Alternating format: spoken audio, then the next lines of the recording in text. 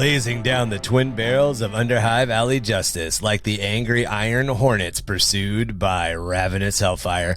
We are the rowdy sump punk ragers of the pirate Voxnet 665.66 UHMA Chemrat Radio, bringing you live coverage directly from the splatter zone of the Neon Falcons Murder Ball Arena. And you know what, Gobbo? Tonight I don't want to see any sportsmanlike conduct at all. I want to see a nice, clean, dirty fight. Eye gouging, ear biting, toe stomping, hair pulling, face to the mallet type action. You know what I mean? These two teams should be good for it. The Neon Falcons and the Zerkers aren't known for holding back. What's the point being in the splatter zone if there ain't no blood on the field? Representing for the home team, I am your neon mohawked splatter axe aficionado Goblin King, joined today by my co-host, the maniacal maniac of twin-mouthed madness, Marky. Hello, motherfucker. What's up, people? And our partner in criminality, always looking to bust heads first and ask questions later. It's the polar bear of the frost-hollowed ChuckerFly. Hey everyone, being a polar bear, you always gotta keep a rabbit in your pocket and make sure you get the blood and sticky stuff off your fur. Oh, God.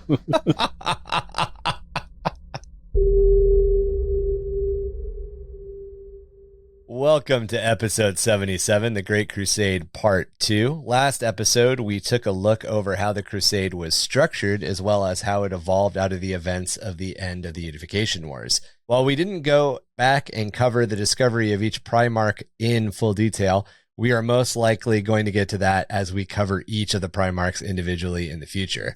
By the time of the Crusade's start to the irrecoverable slide into the events of the heresy, that'd be about 150-ish years into the Crusade, most of the Primarchs had been rediscovered. As with each of these discoveries, the might of the Imperium's war machine only swelled, leading to ever greater feats of conquest. But even as the Imperium swelled in size, the issues we have talked about before started to fray at its very edges. An empire lives on its trade routes, communication, supply chains, and transportation infrastructure.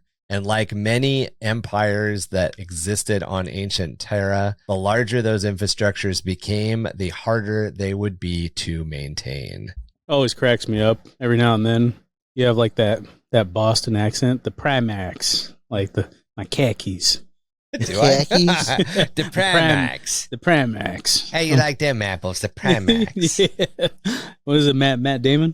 Matt Damon. Yeah, it's we've talked about it a little bit when we've looked at creative writing. We've talked about the things that make up a civilization or that make up a planet or make up like trade or whatever, but it's always important to remember. And one of the things that the Great Crusade and the Horus Heresy very much show is, the wider the empire got, the harder it was to maintain control. Well, too, when you read some of it, it's all about, I gotta hurry up and get it done. I'll fix this later. Yeah. Lots of... It's a lot of that. This is future emperors' problems. And I mean, the Milky Way galaxy is just massive. The amount of stuff that you can do with it from a writing perspective, we talk about a lot. But from a how it works, how it would work perspective, as far as like controlling all of it, it's mind-boggling. Like there are very few ways that you could control it. And we'll actually talk about one of the ways you could control it today. And real quick, I don't know if you're going to touch on it, but is that why there were 20? In theory, cut the Milky Way into 20 pieces? That's actually a really good question. I don't know if it ever really gives an example of why, but yeah, in early to me that makes format, sense. Yeah.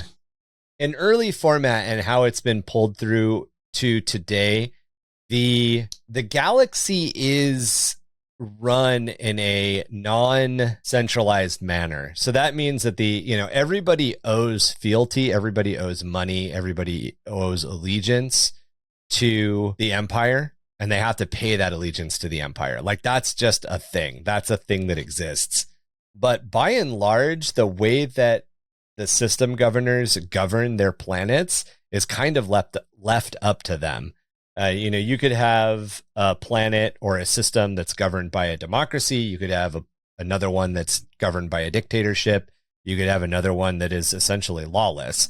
As long as the power at B that's responsible for collecting and passing on the tithe, as long as that functions, the Empire itself, the Imperium itself, doesn't really care very much about the day-to-day of every individual system. And that kind of decentralized structure is one of the reasons that the Empire continues to exist. The Imperium continues to exist. I wonder if that was like a, like you said, a future Emperor idea. Like, I've got my 20, I'm down to 18, I'm cutting it into 18 slices.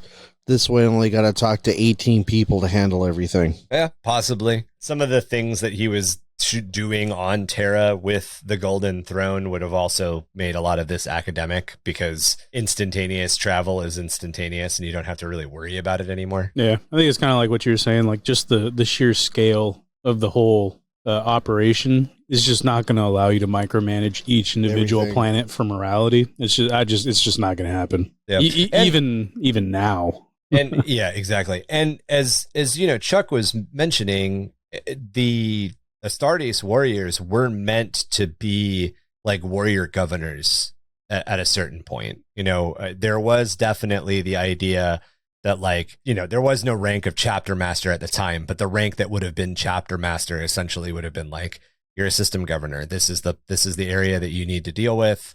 You know, here's your 1,000 Marines or whatever that you patrol this area with. Make sure that taxes are paid. Make sure that the tithe is collected. They were meant to transition into peacekeeping force. And the reason that the Imperium stays together in the 42nd millennium is as much to the ever-present threat of war and the fact that that machine just constantly marches forward. The other thing to kind of keep in mind is we talk about the Imperium a lot as being a very unified and structured place, but as Marky just brought up, that doesn't really make a lot of sense. You know, and as to where a lot of the big planets, a lot of the things, the tentpole planets that get talked about, don't really fall in and out of favor. The lore of the game, the lore of the editions marching forward, the mass campaigns that exist and all of that, the fall of Medusa 5, shit like that, constantly planets are coming in and out of whether or not they are a part of the Imperium or whether or not they're in rebellion. Space Marines are sent out to retake entire areas and then turn around. And as soon as they're dealing with something else, half the system falls to whatever it was in control of. There's systems like the system that's Chaos, Orcs, Space Hulk, Pirates. Yeah. You name it, probably going to happen. Everything's in flux. The Imperium is really like running around slapping Band-Aids on everything. And or maybe plugging like the old game where you had water flow and you had pipes and you had to connect all the pipes, and then every once in a while they'd all start leaking and you'd have to pull them all apart. I can't remember what the game was called. It's an old computer game. It's like that. You repair one area, it puts pressure on another area, that area starts leaking. It's like Minesweeper. You know, you just clearing out areas hoping that it's not going to blow up. Hoping. Fucking hoping. Kiss your ass goodbye. You remember that old, it was like an old skiing game? Like you're a little skier going down a mountain? Like this is old. This is like Windows 95 type shit. You had to dodge trees and rabbits, and then every once in a while a bear would run out and eat you. Yeah, it was like the abominable snowman would run out, like, and there was no way to escape him that I knew of. Maybe there was like a function that I didn't know about, but like I could never finish the game. I was like, there's no way to escape him. He's just too fast. Did you ever try hitting the any key? The shift, like shift key makes you sprint as a skier. Yeah, I did not. Alt F3. Yeah, that's definitely yeah, it's just one of those games. You know, you brought up the old pipes game. Want to see if you ever played that skiing one. And if you ever beat it or got past the abominable snowman. I don't remember ever getting past the abominable snowman. But to tell you the truth, I honestly don't really remember the game that much either. I played it a lot. I was really bad at Lunar Lander, which is funny considering the amount of mathematics I have to do now as an adult. But back in the day, I was not good at that. Yeah, I played a lot of chess, Minesweeper, and the skier game. Did you guys ever play Scorched Earth? No. I don't know about any of these games you're talking about. Really? You should know Scorched Earth. Scorched Earth predates GUI interfaces on computers. This is your time, Chuck. This is in your prime. Scorched Earth was let me see if I can pull up the picture. We've covered this before. There's a certain time period in my life where I just didn't touch a computer. Yeah, because there were more important things at other places. Does it rhyme with naked chicks? Yes. So this is Scorched Earth. Your little collection of pixels that was your tank. Oh, yeah. And then you shot and it exploded, and as it exploded, it just ate the terrain. It looks familiar. But very similar to Missile Command, I think is what it was. Yeah. I probably played like a different version of it, but yeah. Yeah, there were a couple of different versions of Scorched Earth. Scorched Earth was a crazy game. Yeah. First game I ever played on a computer, I think I was in the 4th grade, with a floppy disk. Yep. Yeah, I've played on those, Chuck. It was a G.I. Joe one. What? That's all I remember. Do you remember the game? You were like flying in the G.I. Joe Dragonfly. Oh, shit. That's all I remember of it. First game I remember playing is Doom. Doom, or there was one that was almost the exact same thing as Doom, but one of the weapons in it was like God Hand, and you would walk around with your hand out. And you would Hexen. What is it? Hexen. Hexen, is that what it was? Yeah, it's a little after Doom. It's like Doom 2 era. Okay, so it was that game, because my uncle gave me his old computer with all of his floppy disks, and I was like, oh, what game is this? And like it had his save on there, so like I had like his God Hand and everything. I just run around just fucking killing shit. It was a good shit. Yeah, it was a good time. Just bless. It's just all over the place. There you go. All right, guys. Well, Crusade stuff. So first up, before we get too deep into it, we mentioned last time, and I wanted to touch a little bit more in detail, the entire conflict between Terran Marines and Homeworld Marines. And a lot of what we're going to talk about in this episode really is going to kind of boil down to the Heresy, the Dark Angels. Oh, yeah, sorry. I jumped the gun there. Wow. Sorry, everybody. Wow. Are really going to kind of boil down to like those moments. All of this stuff is in relation to and builds to the heresy and why the heresy happened. As we briefly covered in the first episode, at the onset of the Great Crusade, each of the 20 Space Marine legions was populated entirely by Terran Space Marines. In this case, some of them may have came from the Gene Witches of Luna, but realistically, they're still all collectively known as Terran Space Marines. These Marines were still defined by their Primarchs. Just in this case, the Primarch gene seed would have been made from a refinement of these original troops, whereas the troops that came from the Primarch's homeworld later in the Crusade were made after the Emperor had been able to reunite with that Primarch and then gone through the process of stabilizing and refining the original Terran gene stock, which essentially turned, as we mentioned, the gene stock process, the process of making a new Marine, from about a 10-year process into like a 4 or 5 year process. And by the height of Space Marine production, a lot of the Primarchs were doing it in a year, which was breakneck and crazy. This kind of mixing of the fact that you had these Terran Marine veterans and these new Homeworld Marines created a lot of friction during the Crusade, with the heavy and well-defined line kind of running down the troops. It was sort of a two-sided dagger. The Terran Marines were often veterans who had decades of fighting at the Emperor's side under their belt, and this was well before their Primarchs had even been discovered.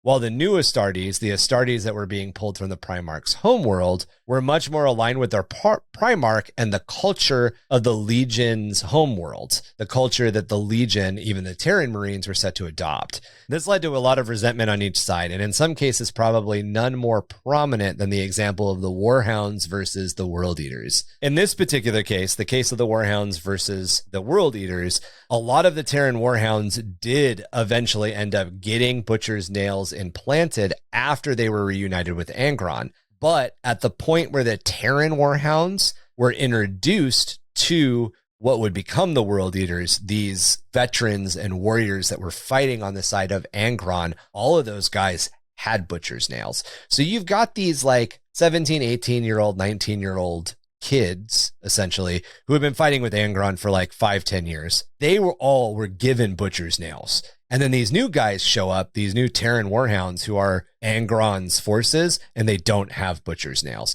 Just in that one example kind of shows a very extreme definition of this sort of like internal strife between the old Terran veterans and the new incoming Marines from the Primarch's planet. My question is that why in some of the lore, like things were really strict with some of the chapters? Is that why? Like, they weren't supposed to have, like, secret meeting places, not supposed to have lodges. Like, it was all supposed to be hardcore military. That's kind of for a different reason, and we'll actually talk about warrior lodges today. That has a little bit more to do with, like, the rank and file and how the rank and file supported the secular vision of the imperial truth.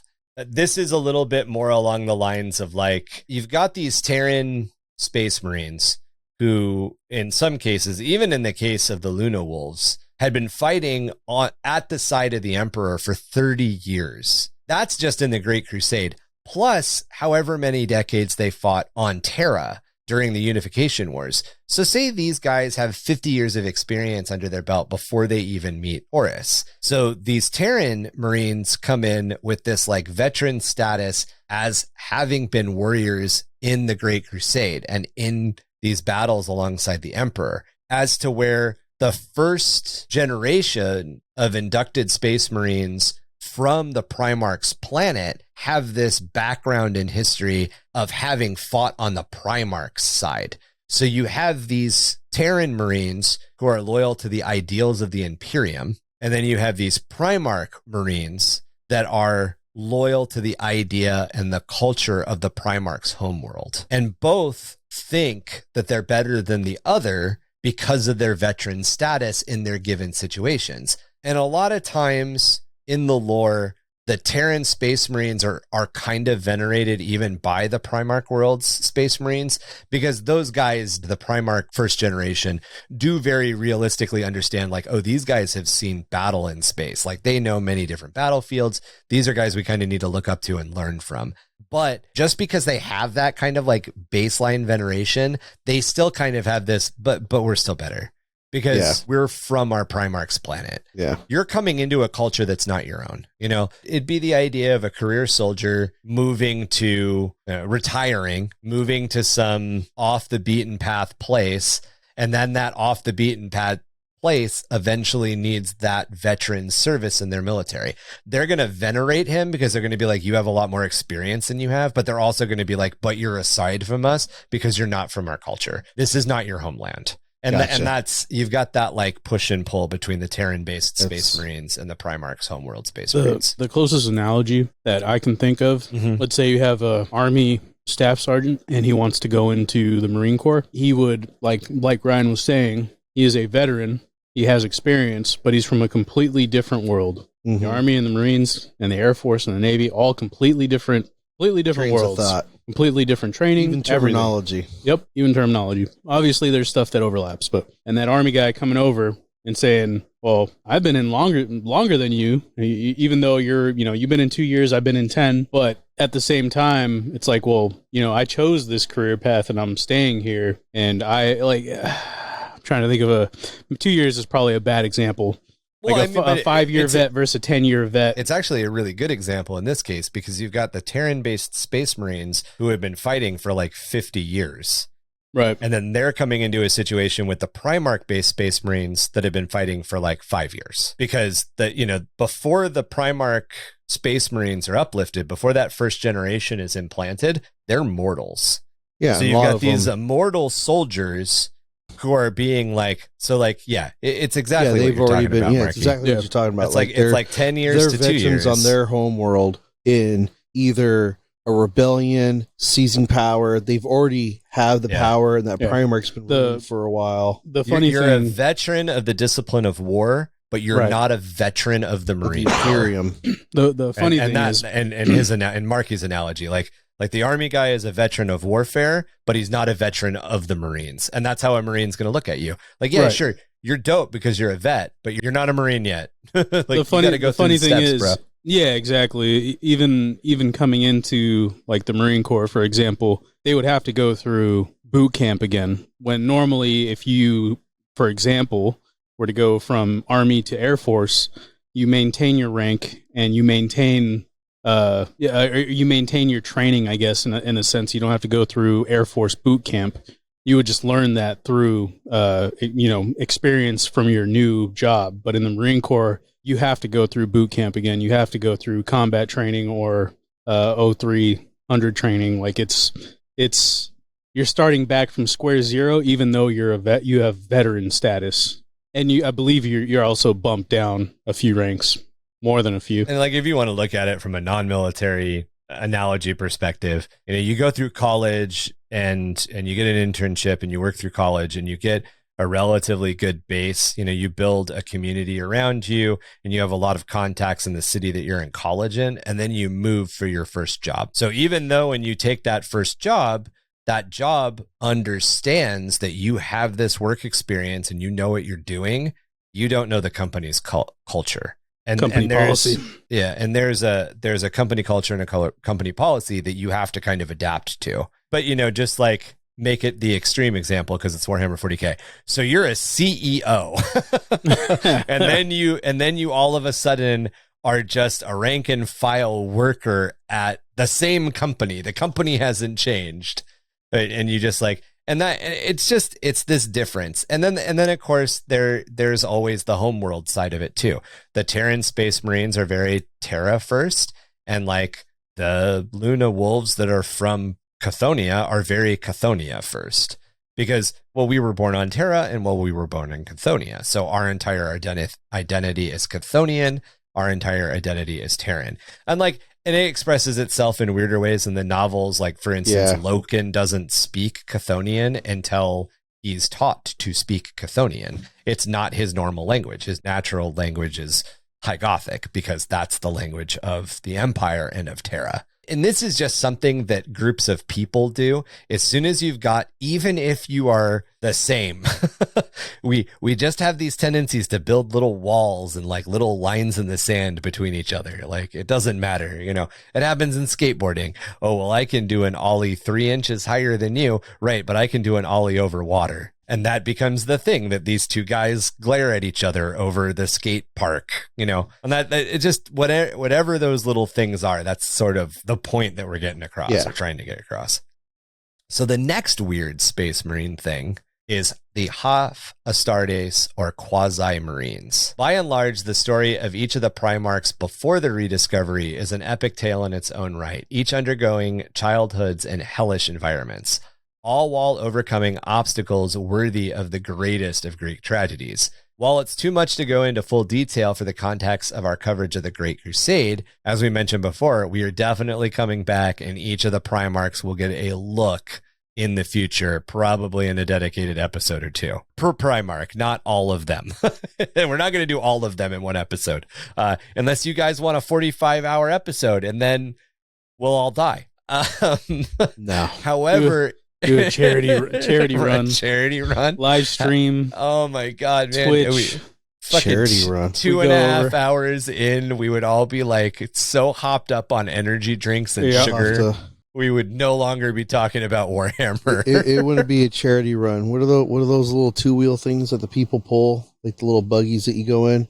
The wheelbarrow? No, not the wheelbarrow. A rickshaw? A rickshaw. I'd have to have one of my youngest son pull a rickshaw for me. Well, the charity's for us because we're all poor. Yeah, that's why he's pulling it for me because I ain't running. We're donating it to the Bank of Grimdark. To the Bank of Grimdark.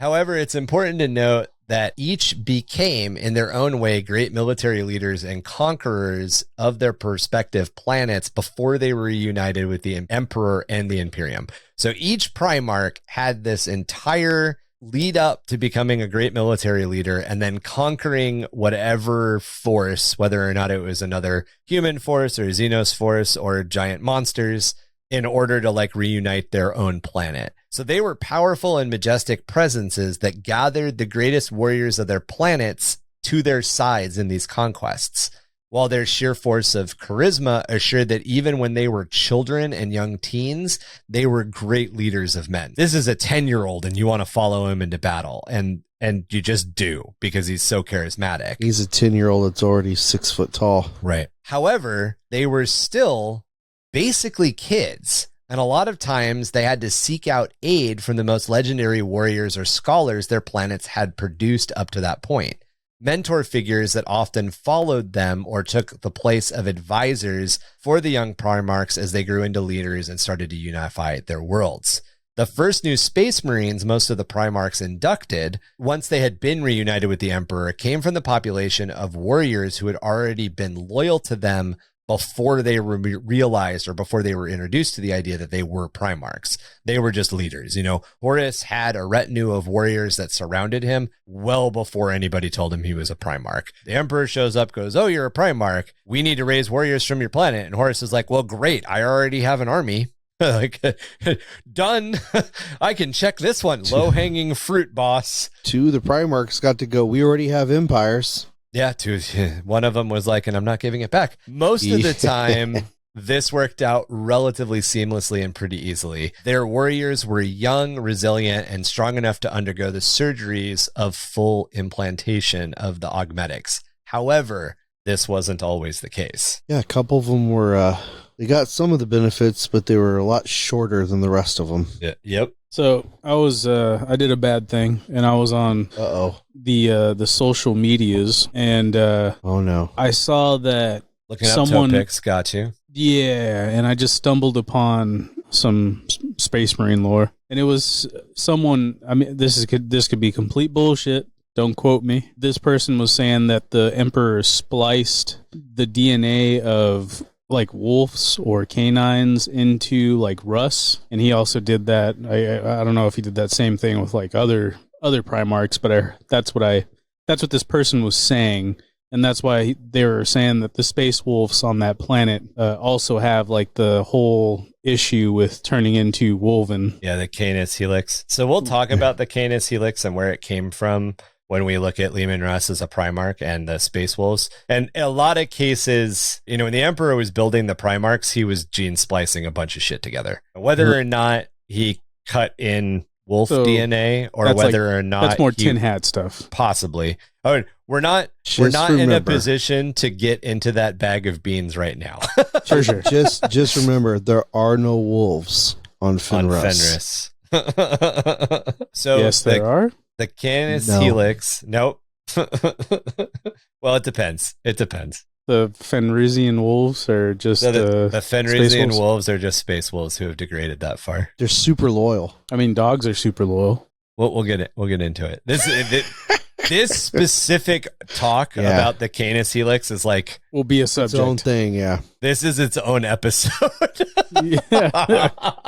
When we go into the Primarchs on the 24-hour stream that we're going to do. Right. 24-hour live stream. When we talk about Leman Russ for 18 fucking hours.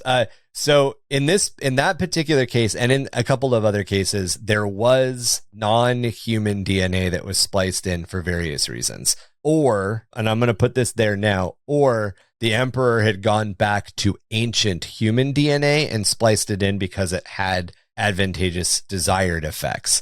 The Primarchs were gene tailored. Now, the thing that he may have targeted in the DNA of Canidid Genos, the Genos that determines what wolves and stuff are, may have just been aggression, and that was it. When you look at DNA splicing, and this is where the like, where is the science and where is the sci-fi comes from, you could take the aggression thing out and it would totally not pull any of the other traits with it at all. But is there something ancient in human DNA that as soon as you apply that aggression DNA unlocks this untapped portion of our DNA? And that gets into it. It's a bet you're opening a bag of worms.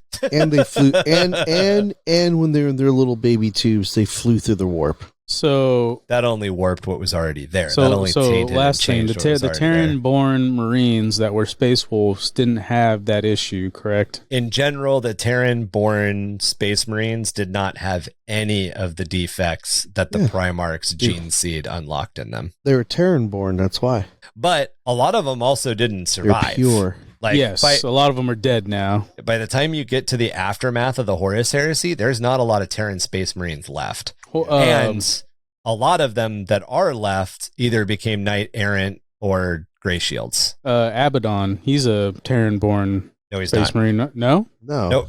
Abaddon's from Chthoniya. Or he's a Terran-born clone of Horus with fake memories. Wasn't there a Marine in the Black Legion that was Terran-born? There's a Terran-born Luna Wolf, which is Gravil Loken. Oh, okay. I think that's the one I was thinking of. He was part of the Mournival. He was the only member of the Mournival who was Terran-born. He was brought in. He was brought in to be the 10th man or the 11th man. The idea of the 11th man is that when you have somebody whose job is to specifically oppose you on everything you say. Their entire job is to just be like, that's not a good idea, and then give you a reason why it's not a good idea.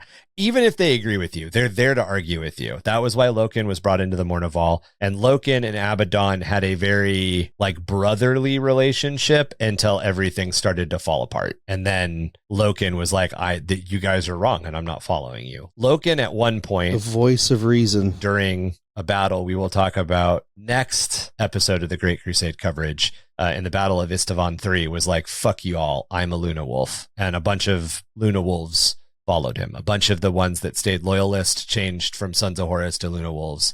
And Loken is also one of the 9 original Knight Errants that was used by Malcador the Sigillite to found the Grey Knights. The Terran-born and why the Terran-born aren't as fucked up or aren't as easily corrupted and all of that will definitely come into the story as we move forward into the heresy stuff. Fair enough. A lot of stuff that we were that early on when we sat down in production meetings were like, I don't really know if I want to cover this. That the more that I'm doing, I'm like, we have to cover all because it's all the interesting stuff as to why we have two sides. Yeah, 100%. Not only that, but the Terran-born Space Marines were essentially the cleanest of the gene pool, right? The Emperor specifically went through and hand tailored all of these genes so there's no mutations in them.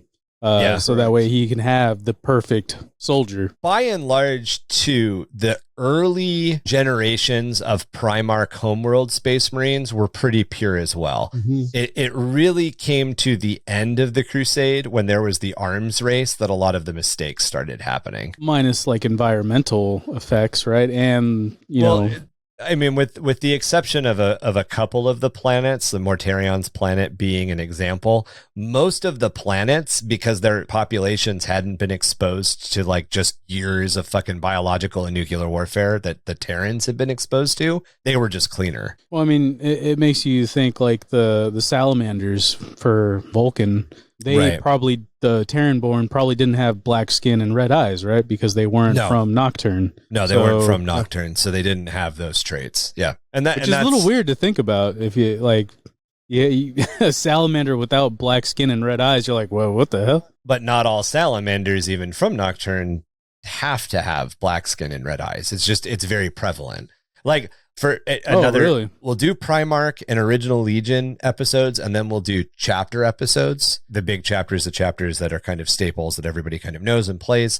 We'll talk about the Salamanders history and all of that. We'll get into Space Wolves. Sorry, no, it's cool. It's bro. Good questions because again, this goes back to that conflict between Terrans and Primarch Homeworld Space Marines. There's all of these little changes well, dog, you don't have, slate gray to black skin and red eyes. What's wrong with you?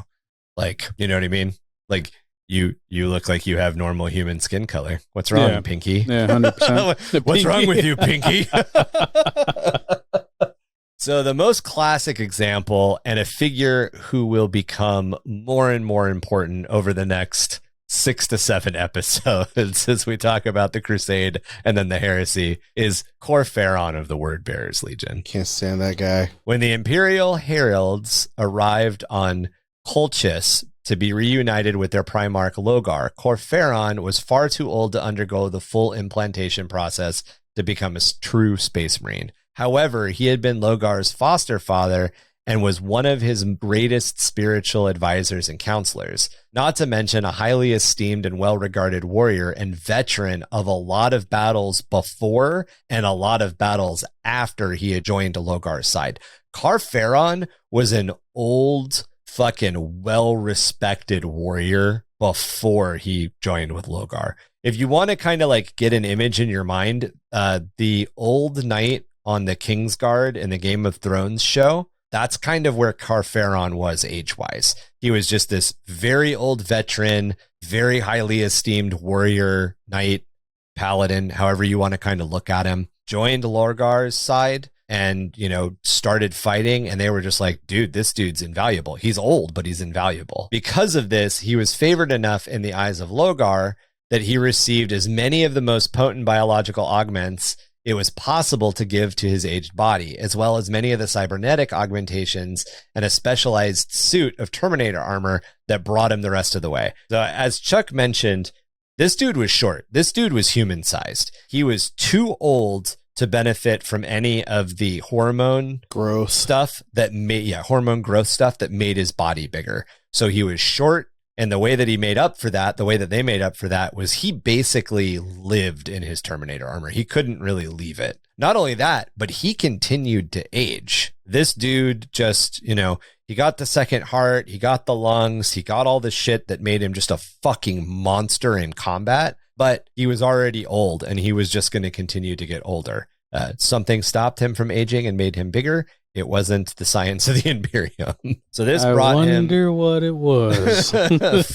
Foreshadowing. This brought him to a status just short of being a full Legionus Astartes, a position that would earn him scorn and the nickname of half Astartes or Quasi-Marine. However, to be clear, Carferon was still first captain of the Word Bearers and the ear, the right hand of his Primarch, because of his skill. He is the bad guy of the majority of the Horus Heresy novels. So he is very much depicted as this wretched, despicable piece of trash that we should look down and spit on. But Carferon was a scary motherfucking murder machine. And that's why he had his position. He did not have his position because the Space Marines needed somebody to kick. Like, he would get called half Astartes or Quasi-Marine, and he would backhand somebody across a fucking room. He'd be like, did you dare speak up against me? Bitch, say what? Say what? The only other one I can remember, I can't think of his name. That's kind of like him, is the Dark Angels guy. There's the member of the Mournival who's all fucking twisted and fucked up. Oh, yeah, the one in the Terminator armor that sticks up with Loken. Yeah. So, yeah. Terminator armor was mining gear. Mining gear? Something like that. Yeah, it wasn't for warfare. Terminator armor was adapted to turn a standard, regardless of what it was before, was adapted to turn a standard Astartes warrior into a walking tank. Right. It was designed tactical dreadnought armor, I believe is what they called it. Yeah. Terminator armor is tactical dreadnought armor. But in a sense, wouldn't tactical dreadnought armor come before dreadnoughts were ever a thing, or were dreadnoughts created and then they're like, well, if we have anybody we really care about, we're going to throw them in this dreadnought? All of this stuff came from different places on Terra, and it was all kind of designed concurrently with each other during the Age of Strife. So Terminator armor comes from one region, and Dreadnought armor comes from Albia. It was a thing that the Albion ironclasts did. So when an ironclast warrior was too injured to continue fighting on the battlefield, he was put in what was called an iron, if I remember correctly, an iron strider. And an iron strider became what we think of, what we call dreadnought armor. Albion being the United Saturn Kingdom. No. Oh, UK? Okay, I thought you were talking about the... No, we're talking about Terra itself. Back on Terra, okay. Yeah, back on Terra. All of the stuff that we think of as being kind of core, with the exception of a couple of things that we think of as being core to Space Marines, comes from Terra and Mars. And the Golden Age, right? And of technology. Yeah, essentially. Not the Golden Age, but the Golden Age of technology. From before the Age of Strife. It's old technology. I think the purpose of a lot of the stuff, like when you read, like we were saying, like a lot of it's repurposed. So I think it was probably, in a sense, easy to manufacture in their minds of like, this is what we need to fit this task. We can pump this out for this. Kind of think of it this way too, to put it into a different perspective. The Mad Max world happens. Yep. And they're going across the planet fighting for gas and oil with these old V8 machines. And then all of a sudden, Mad Max comes across a working M1 Abrams. And Mad Max's boss just happens to be the Emperor of Mankind. And the Emperor of Mankind goes, oh, that's pretty fucking good. Let's make a bunch of them. And he makes a bunch of them. And then while he's making a bunch of them, he goes, you know what? I could make this 50% more efficient, add 30% more armor, make it half the weight and add 17 more guns. And then he does it. So it's taking, like you just said, Dark Age of Technology, Golden Age of Technology, and then incorporating it into the Golden Age of the Imperium and making it better. Dreadnought armor, not Dreadnought armor, so Terminator, tactical Dreadnought armor was, used for something, mining, whatever it was originally used for. And the Emperor was like, this is a really good platform. I can completely strip it down and reverse engineer it into being armor used on the battlefield and make it stronger, faster, more durable, better, and capable of carrying all of this. So he takes something from the Dark Age of Technology and he brings it into the Golden Age of the Imperium's technology level. At this point, during the Crusade, they are making better and newer stuff. So this was the thing that kind of throws me for a loop, not to keep derailing us, but I got questions. So the Crux Terminus or Terminatus was said to have the Emperor's armor put inside of it, and that's what gives them their invulnerable save, or like that force field. I thought it was his armor. Like his armor was melted down, and a piece of it was put into every Crux Terminatus. That I could be wrong. That's part of the religious propaganda that exists behind the ideas of relics. And that's something that actually goes back to our history of the Crusades. So a lot of Crusaders, a lot of Knights Templar and Crusaders, and a lot of the stuff that the Space Marines are based on, the Jesuits and the Templars being two very good examples, went to the Holy Lands during the first, second, and third Crusades of our current modern day, not Warhammer 40k history. And they did that to fight for relics or to recover relics that were believed to have been in the possession of the early Christians surrounding Jesus when Jesus died. Right. And those relics are either bones of the saints or parts of the saints' clothing or like the cross that Jesus was crucified on. There's things like that, which are then carried by these guys in battle. And it's believed that carrying that provides them spiritual protection. So in the 40k universe, there is a piece of technology providing a force field. But because it's the 42nd millennium and everything has reverted to superstition and religion, they don't look at it and go, oh, there's a Star Trek force field in this. They look at it and go, the bones of the Emperor are protecting us. So there's a ritual that has been built around the technology to explain the technology. A really good example, burning incense and whatnot, and machine spirit, and you got the what is it? There's the anointing your bolter with the holy oils is oiling your gun. Like you have to do gun maintenance. They've just made it into a religious ritual. Yeah, and the Sisters of Battle. I forgot what the who the person was, but don't they carry around like a dead body and like a bunch of relics? I forgot who the person was or what they're called, like Saint whatever. One of the Sororitas saints, that the model that you can get on the game is like they're carrying a coffin. Yeah. There's like a procession of Sororitas carrying a coffin.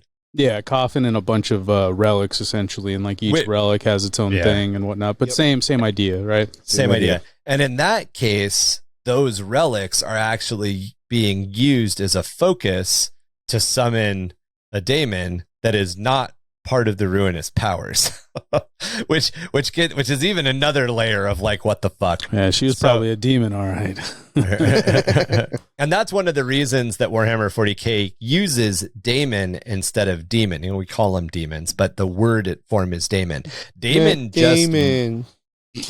just means, its root in Latin, it essentially just means like better than human outsider. Like if you think in D&D terms, an outsider isn't mortal. He's not human. He's something extra. He's more powerful. The ruinous powers are the most prevalent of demons. So we have a tendency to look at everything from the warp as being bad, but as expressed by the Emperor and as expressed by human psychers, not everything from the warp is bad. Yeah, like demonettes. Right. Like demonettes. So while Carferon is the most infamous example, as we mentioned, he wasn't the only one. And there are several other Marines that bore the scorned title of half Astartes or Quasi-Marine. Oddly enough, Marky, for your sad violin music of the episode, This was also a term that was used as a derogatory fashion towards Thunder Warriors, who had allegedly been adopted and became Terran Space Marines. You know, it's really a sad day. They were downgraded into Quasi-Marines. Can you see the little vein on the side of his head start to like pump extra blood like angrily and furiously when we bring up Thunder Warriors? Is that another one of those another one of those organs that they have? It's an extra vein that pumps extra blood into the area. I mean, it could be. It's like a dick vein. Can you imagine if that was one of the Space Marines like extra organs that was implanted? Snickers They veins. do have two hearts. Yeah.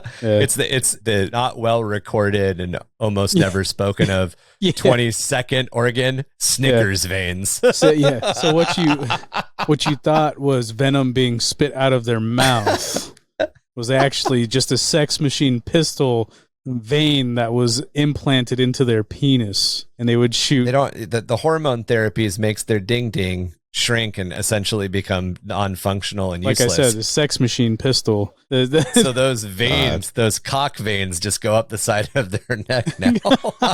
they removed all the cock veins and added them to their head to pump the extra blood.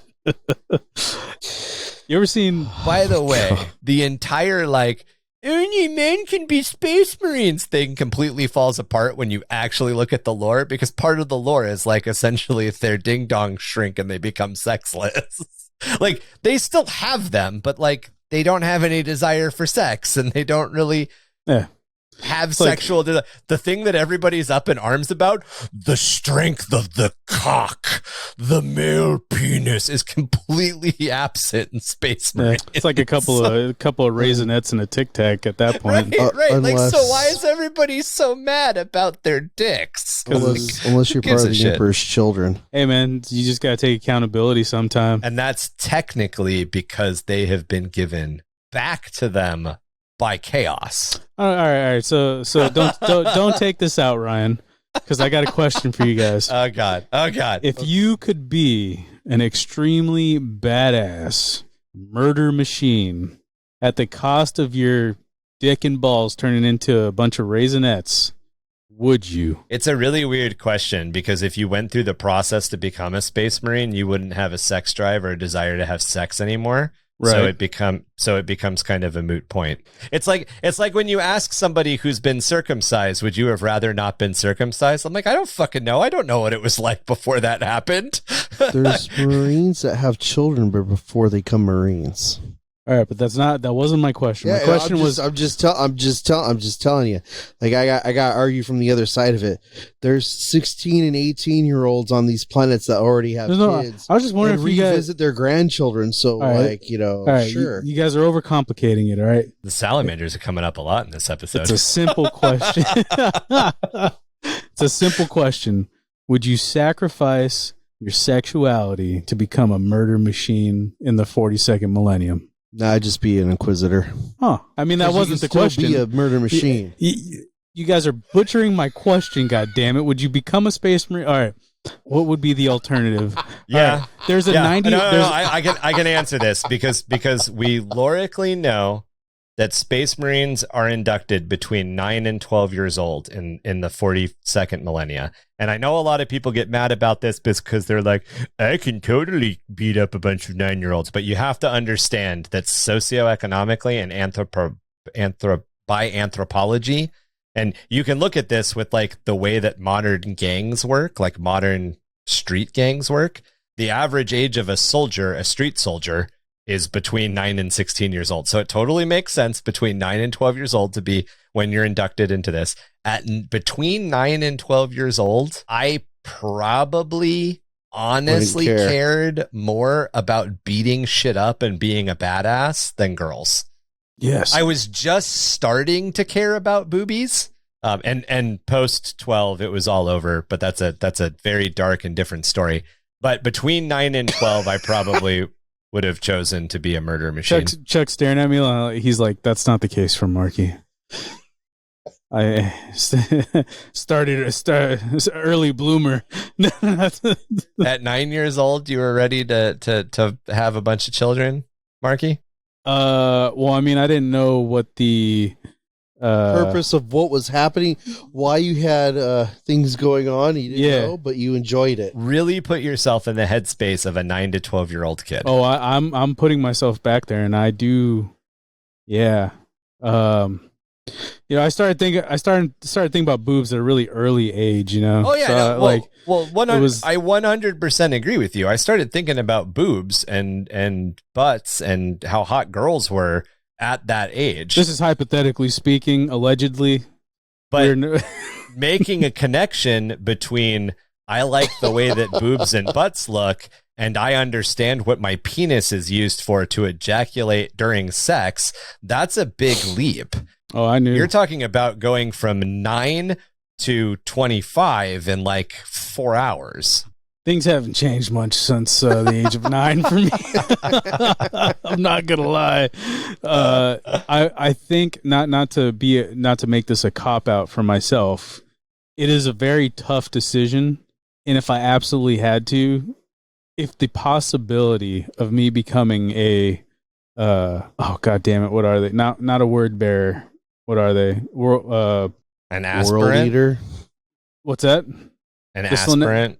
The Space Marines. Emperor's children. If I could have became, That's not the question you asked. Your question was murder machine or sex machine. In Which the would mind you have rather space of been? a child, would you be a murder machine or a sex machine? You've activated my trap card because I choose both. Not if you had said, Ryan, if you were given any choice, what would have happened? I would probably have ended up being a Chaos Space Marine of some flavor. Like, I understand that about myself, okay?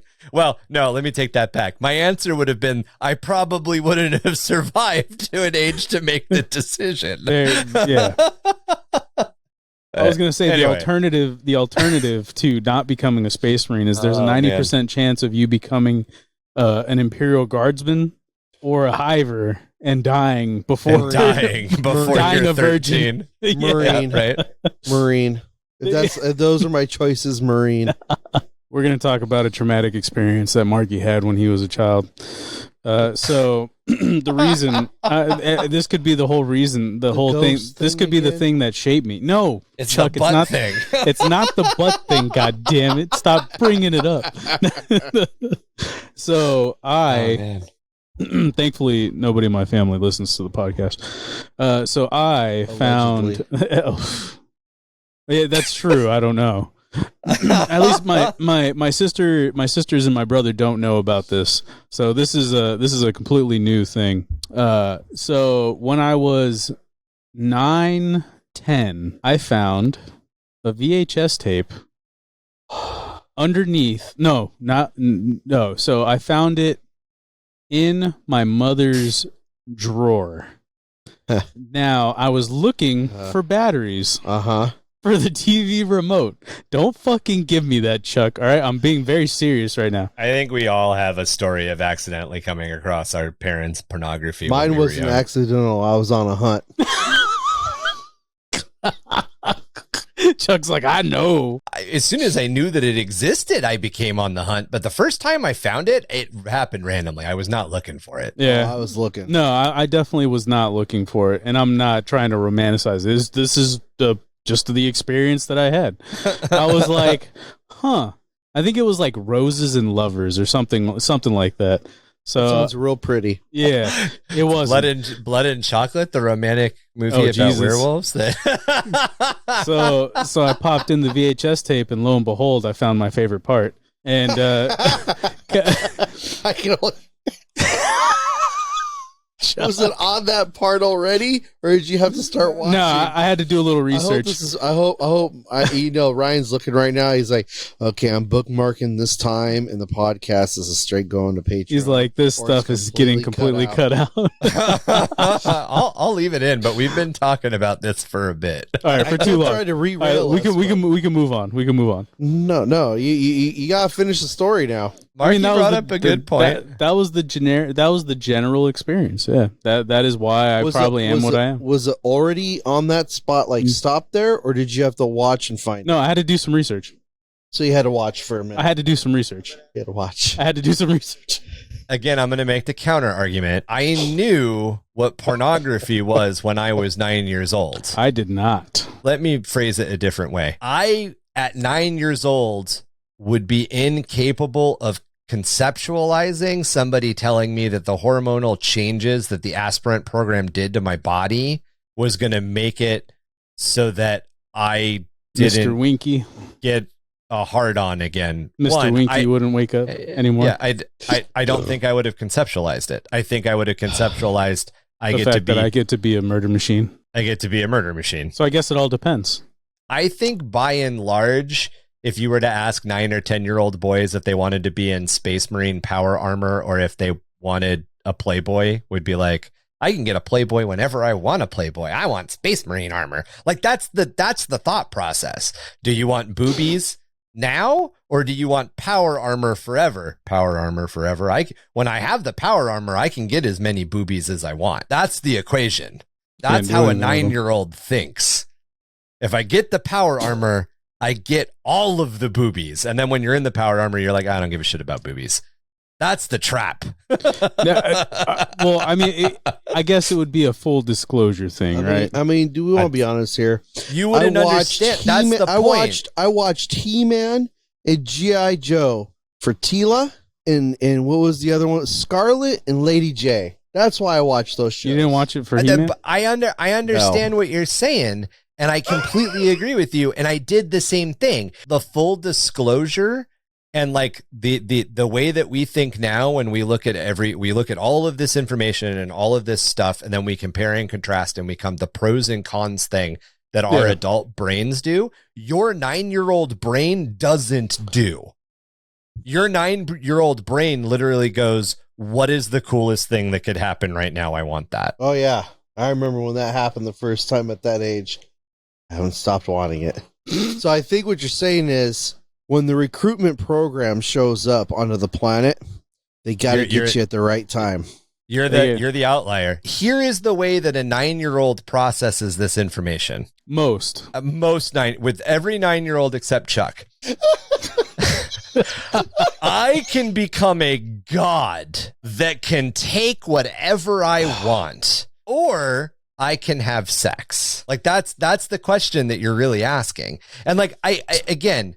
To a certain degree, if they don't disclose the information of you not being able to have that. As an adult man, I understand the implications of the full disclosure of the process. As a 9-year-old, I understood skateboard tricks, wanting to beat people up, wanting to be better at sports, and the fact that I kind of liked boobies as long as they were over there, because the idea of talking to a girl was scary. And yes, I will completely specify that went away within 2 to 3 years really, really fast. Is 9 the earliest you would be indoctrinated in to become a Space Marine, or is 9 They target male humans between 9 and 10 years old, 9 and 12 years old. And in general, they target males that are already part of a warrior society or a warrior culture. So war is already the most important thing to you. Oh man, at 12, I was gone. The first couple of times you're like, ugh, oh my God, we went over a bump in the car. I spilled my seed. And it's embarrassing and you don't want to think about it. And the first couple of times it happens, you're like, don't look at me. Like there's nothing about the process that's enjoyable until you are old enough and your brain has chemically matured enough to understand it.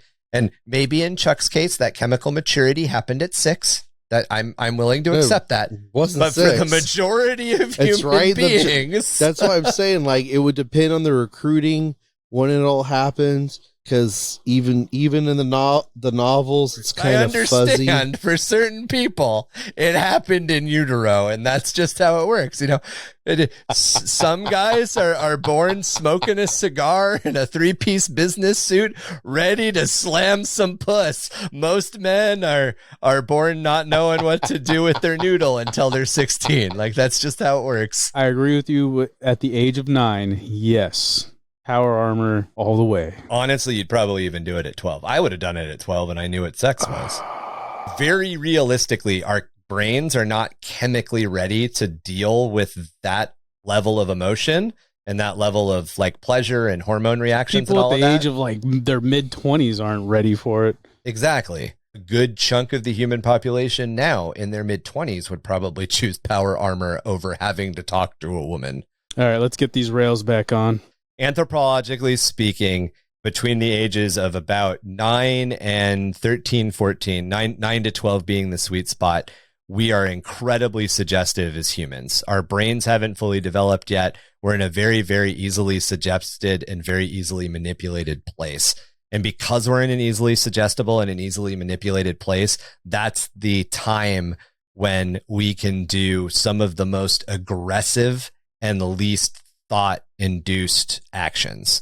This is the time when a 10-year-old can pull out an Uzi and spray a car full of people across the street. Stuff like that happens at these ages, happens in street gangs and enforcement roles and soldier roles. And it extends up into 16, 17, 18. But a lot of that early indoctrination starts at 9, 10, 11, because that's when we are most pliable and that's when we're most malleable and when we can most be manipulated. And that is when the Space Marines induct and target, because, one, you're just reaching the beginning of your peak for physical ability. You peak much later, but there's a ramp, there's a lead up, and you're just starting to get into that. 2, you haven't hormonally developed to a certain level. And 3, you haven't chemically, your brain hasn't chemically developed to a certain level. So you're a lot more malleable, not only to suggestion, but you're a lot more malleable to the augmentations that they put into your body. You essentially, as I believe, as Chuck mentioned earlier, at 9 years old, he was 6 foot tall and able to bench press a car. Like, that's what they want. They want to put these organs in you between 9 and 12 because they want you bench pressing a car and 6 foot tall by the time you're 13 or 14. They want you as a scout when you're 15 or 16, because at that point, your body unaugmented is very, very close to your physical peak, and which plateaus for several years, but you're very, very close to reaching that plateau, and you are incredibly aggressive and violent because a bunch of shit is changing in your life. So if their hormone processes and their augmetics can just boost all of that shit, then as a Space Marine scout, you're going to be so much more effective and so much more deadly. And then if you survive that process, they give you armor because you've made it through all these different trials. So a Space Marine's probably hitting armor at 17, 18, 19 years old. Yeah, as a child, I was going to say, I feel like your ability to heal and regenerate is also at a lot faster, at a higher rate, because just a real life example, my son bumps his head, he has a scratch is gone in like a day or two. I slip and fall and 6 months later you're like, what the fuck? And like 5 years later I still have the scar, right? Or I'm still scabbing. Now, obviously I'm exaggerating, but it's like the scab will be there for like literally 2 months kind of thing. It's like, Jesus Christ, I remember when I had, scrape myself up and it'd be gone in, a couple days, but now it's like and babies bounce. Babies get dropped out of windows and bounce and they're fine. That was wow. You should not allegedly drop babies out of windows, but it is documented in medical history that babies have fallen out of 2-story windows and bounced and been completely fine. The body is, to a certain extent, is very resilient. And the Space Marine window isn't 9 to 12 years old and cut it off. The Space Marine window is probably like 9 to 24 or 25 would be my guess. The prime window, essentially, the best I would time. imagine after 26 years old, you're probably too old to become. And in the case of these Quasi-Marines, these guys were in their 50s and 60s. They were decorated, decades-old veterans on their planets when they met their Primarchs. But they had been such skilled warriors and they had been so instrumental to the campaigns of compliance on those worlds, the campaigns of conquering those worlds, that those Primarchs still wanted to bring them into the fold, and they did. And in a lot of cases, the Primarchs venerated and looked up to these guys a lot. It was everybody else that treated them like shit. Like Logar didn't treat Corferon like shit. Erebus didn't treat Carferon like shit. Carferon had to put Erebus in his place a couple of times, but it was like the new Marines. that would scorn him. It was, the lower ranks that would be like, oh, look at that old fucking Quasi-Marine. They should put him out of his misery. And the same thing with these Thunder Warriors who had been essentially upgraded or downgraded, however you want to look at it, to being Space Marines. One more time, Quasi-Marines being the Terra Marines? It depends. So there were several Thunder Warriors that were at an age and stable enough that the Emperor theoretically was able to modify them and make them into Astartes. One of them being World Eater. His name escapes me right now, but we mentioned him a couple of episodes ago. So he would have been a Quasi-Marine. Now, would he really be a Quasi-Marine? No, he was probably honestly bigger than a normal Space Marine. But again, in an embedded population of people, if you look different, they're gonna poke fun at you. It's what insecure people do. So you've got a bunch of like 19, 20-year-old kids that are now newly formed Space Marines, and one of them is older, 20 years older than you and 2 foot taller than you. You're going to fucking poke fun at him because you're insecure. It's just what 19, 20-year-olds do. One of the novels that deals with the Dark Angels, the White Scars show up and they're on the Dark Angel ship and they ask, why do you guys listen to that guy? Like, who is that? And I forget his name. They're like, oh, that's so-and-so. Like, he's an the old first dude. Captain. Like, he was too old for the process when it all happened. And the White Scars are like, oh, okay. And those guys like actually just went about their business. They're like, okay, if he's here there's a reason for it. And some Marines just accepted it, and by and large, to answer your question, Quasi-Marines were too old to undergo the process when the process was brought to their home world. So they were just kind of not indoctrinated, but like half augmented or augmented to the best of their ability. Think of it this way. My youngest son and they were reservist, right? And no, any of the organs that caused hormonal changes weren't able to be implanted, so they weren't taller and they didn't have more muscle. So think of it this way: they got everything else. It'd be me and my youngest son.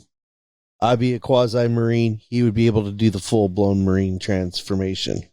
Yeah, fair enough. It's like when you watch The Expendables and they throw, I don't know, one of the new young stars in, and then Sylvester Stallone is trying to compete. And you're just like, Sly, don't break an ankle, bro. Yeah.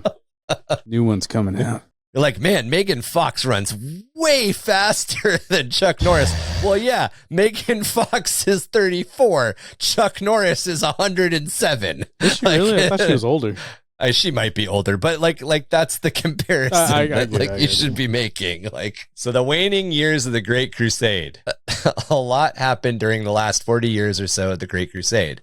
And before we jump into a lot of the full details of those events, it's important to cover it all in brief, as it sets up some of the then general background attitudes of the Space Marine legions and the Imperial Army, both which factor heavily into the ongoing storm that is the heresy. This is the point in Imperium's history where most of the dominoes have all been set up. However, we haven't crossed the point of no return yet. It's on the horizon. We can see the point of no return.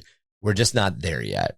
As we cover the events of these 40 years or so in more detail, it will become more and more obvious that the heresy, in a lot of ways, the current state of the Warhammer 40k universe today, can't be pinned on any single event or on any single person. We have a tendency to say it was this battle and it was Horus. None of it's that simple. In fact, if you want to pin it on one person in one event, it was Logar and it was the raising of Monarchia. But anyway.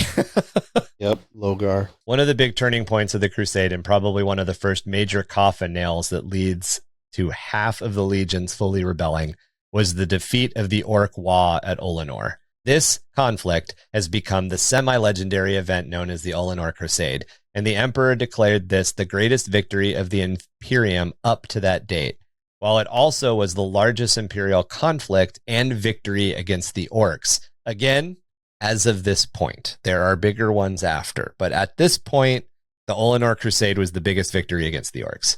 It was this victory that cemented Horus as the Emperor's choice for the title of War Master, and the Primarch was given supreme command over the forces of the Imperium at large. That's both the Space Marine legions and the Imperial Army. He was given everything. This was done so the Emperor could take a step back and further his plans for humanity, and he returned to Terra, leaving the Crusade in Horus's hands to execute. This was done so he could start the next great work, which would open up the next phase of humanity's cultural evolution, to get back to that idea of keeping the empire together. This plan would leverage a device known as the Golden Throne, which was an ancient technological artifact that had been unearthed on Terra, but dated back to before the Age of Strife, so it goes back to the Dark Age of technology. This device acted as a powerful psionic amplifier, and the Emperor intended to use it to open up the Eldari webway to the use of humanity. This would have ushered in a true age of instantaneous interconnectivity using the webway across the Imperium. This would have negated the need for psychers for communication and navigation, and mostly negated the need for warp travel and starships. It wouldn't have gotten rid of it completely, because you still have to get to the places to unlock the next place or get to the place to build a new webway. So it would still be used on the edges, the fringes, but the Imperium itself would have been connected through a human webway, a human conquered webway. The creation of this human webway was a project that was held in the utmost secrecy by the Emperor. He didn't want anybody to know he was working on it except like 3 people. But it was also intended to be his greatest gift when it was finished to mankind. And it would have ushered in millennia of untold progress and peace as soon as the Great Crusade was concluded. Basically, he didn't want to let people know he was working on it because of the risks that were associated with it. And we will get into the risks and how they flooded into the universe as we move forward. I was just about to ask, what are the risks? But I'll let you get to it. Chaos, basically. One of them happens, and it's horrible. Yeah. So the webway is a construct within the warp that is stabilized and protected from the warp by large. But the webway is so old and so disused at this point in history, and kind of currently in the more modern Warhammer 40k, that there are like holes in it and demons can get into it pretty easily. And so the Emperor had to open up a way into it and then make sure that the chunk that humanity was going to use was safe. And he didn't want humanity knowing about the Chaos Gods or the warp at all. He was lying to everybody about the fact that all of this shit existed, which was a major problem. To weaken the Chaos Gods. I was going to say, I mean, it's only an issue because he's not granting them power, right? Power through belief to a certain degree. The idea of lying to somebody to protect them never works. This is the greatest lie told to protect the greatest number of people ever perpetrated in human history. I mean, you lie about Santa Claus to protect innocence. Do you, though? Yeah. You think that works? I mean, it only works till about that's the time also a very when a boy is specific, between the ages of 9 and 10. So it loops right back to a discussion we had earlier. That's a very trivial and specific example. Yeah, I mean, it was the first one that popped in my head. In general, lying to somebody about the consequences of their actions to protect them from the consequences of their actions it never works. In that sense, yes. Keeping the truth from people generally doesn't work. It works for a time. It worked for a time in the Imperium. Denying the existence through obfuscation of the Chaos Gods meant that nobody was prepared to deal with them when they became a problem. Allegedly. Horus and the other Primarchs, by extension, were not well informed of the Emperor's plans. Horus specifically felt deeply troubled by his father's sudden unwillingness to confide in him, as he had, up until that point, confided almost everything in Horus. Horus and the Emperor had been like buddy-buddy, and all of a sudden the Emperor is like, I got something to do, and Horus is like, what? And the Emperor is like, don't worry, I'll tell you when you're older. And Horus is like, what do you mean? You've never done this. And the Emperor is like, no, it's cool. I'll tell you when you're older. And Horus is like, why are you keeping this from me? And the Emperor is like, I ain't keeping shit from you. Meh. And like walked away really fast. And to it troubled some of them, what legion was going back to Terra with him? Not a single legion went back to Terra with him. No, there was one that was going back to Terra with him. And that Primarch got stuck in a warp storm, got lost in the warp for quite a bit. Yeah, there was a legion going back to Terra to fortify Terra. There was a legion called back to Terra about 25 years later, specifically to protect Terra because of this work. However, when the Emperor went back to Terra, he didn't take anybody with him. Okay. That happened. That part I didn't know. I get what you're saying. There is a chunk of time in between. I know what you're talking. When you said Lost in the Warp, I'm like, I know what you're talking about. Yeah. That happens like 15, 20 years later. It's related to this project, but like the beans had kind of already been spilled about the project at that point. I'm picking up what you're putting down. Yeah, and it pissed off another Primarch and another Legion. To be fair, that Primarch has always been a pisshead. So the Emperor's decision was not seen as a next step in any sort of grand plan for humanity. It was more looked at as a retreat from the responsibilities of executing the day-to-day operation of the Great Crusade. A lot of the Primarchs just were like, what the fuck, dude? You're leaving us to do this? You're leaving us to clean up your mess? To add to this, and to the growing concerns on Horus's plate, his promotion had only been accepted by some of the Primarchs. Very specifically, and as an example, Angron, Conrad Cruz, and Perturabo openly and loudly begrudged his appointment and resented the fact that he had authority over them. Cruz. It wasn't any loyalists. It was, not Cruz. Thank you. These are all traitor Primarchs, eventual traitor Primarchs. The ones who had the largest problem with this ended up being traitors. When it came to the Space Marines themselves, there was a belief, no matter how incorrect it was, that the Emperor would disband or greatly reduce the Astartes legions once the Great Crusade was concluded, only keeping a very small and focused peacekeeping force. And this kind of goes back to what happened to the Thunder Warriors. Like literally, that was how they brought it up. What happened to the Thunder Warriors? Is that going to happen to us? Are we going to be like fucking slaughtered wholesale? Horus chiefly, but many of the other Primarchs and Astartes as well, also believed that they might just be winning world after world in bloody sacrifice just to see these worlds pass to the rule of some corrupt, decadent, or undeserving mortal bureaucrat or Terran noble. Soft, fat, and pampered humans that knew nothing of honor or the sacrifice of the battlefield. These were just some of the seeds of bitterness, jealousy, and pain that the ruinous powers needed to sow further doubt and dissent into the minds of the War Master and many, many others. Allegedly. The point of no return followed Horus's wounding during a battle on the moon of Davin by the chaos-tainted weapon known as the Kinnebrak Anatheme. This took place during a battle with the Nurgalite undead former planetary governor of Davin, Eugen Temba. So we talked about anathema before, anathema being something that is directly opposed to something. And anatheme is a ceremonial dagger. It's just any ceremonial dagger. It probably has its roots in a specific weapon, but in general, it's just a dagger or a knife, a blade used for the purpose of ritualistic ceremony. So Horus's superhuman immune system was outclassed by the terrible Nurgle toxin that had been laced into the blade of the anatheme. And desperate to save his life, the captains of the Luna Wolves gave in to the whispered promises of the Word-Bearers Legion First Chaplain Arbites, allowing Horus to be healed in the Temple of the Serpent Lodge on Davin itself. So he was wounded on the moon. He was taken back to Davin. He was taken to the Temple of the Spirit Lodge. Shenanigans happened. We will get into that in much more detail next episode. But so much more started in this system years before. When Horus finally awoke, he was fully healed, but already corrupted. A terrible ambition building within him to turn against his father and take the Imperium from him, no matter the cost.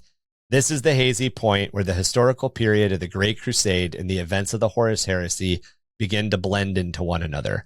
But before we get into the heresy in full, let's look at what took place during the pivotal steps of the last 42 years of the Crusade in more detail. Steps on the path of good intentions that paved the progress towards disaster. I was very proud of myself for writing that line. It was good. Compliment me. I need them. My 9-year-old brain needs booby compliments. Back to the 9-year-old. You know, you're sitting next to him when he asks questions like that. You can just reach over and tap him on the back of the head a little bit. It's fine. Well, it's not where I'm going to tap. He'll have flash. You ain't tapping nothing, sir. I'm going to tap into where he'll have flashbacks. Oh, you'll tickle his toes. Got it. Of a horrifying experience. I mean, they're out on show right now. Cast slap heard around the world. They're out on show. The toes. The toes. I mean, $3, $6, and $9. You could probably see him right now. I don't see him. He's got to lift him up to like where his head is for them. It ain't happening. I don't do that shit for free. It ain't happening. I don't do that shit. This is for the patrons. Come on, man. I don't do that shit for free. All right. So the compliance of Davin and its moon. This happened in approximately 945.m30. Davin and its moon, the only habitable worlds in this system, were brought to Imperial compliance by the Luna Wolves during the 143rd year of the Great Crusade. Again, approximately 945.m30.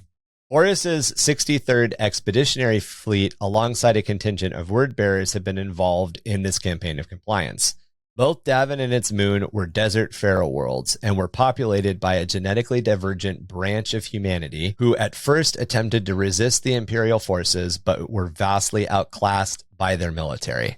Once they had surrendered, and although they were genetically diverse enough to be classed as abhumans or even mutants, the people of Davin were allowed to keep their culture largely intact.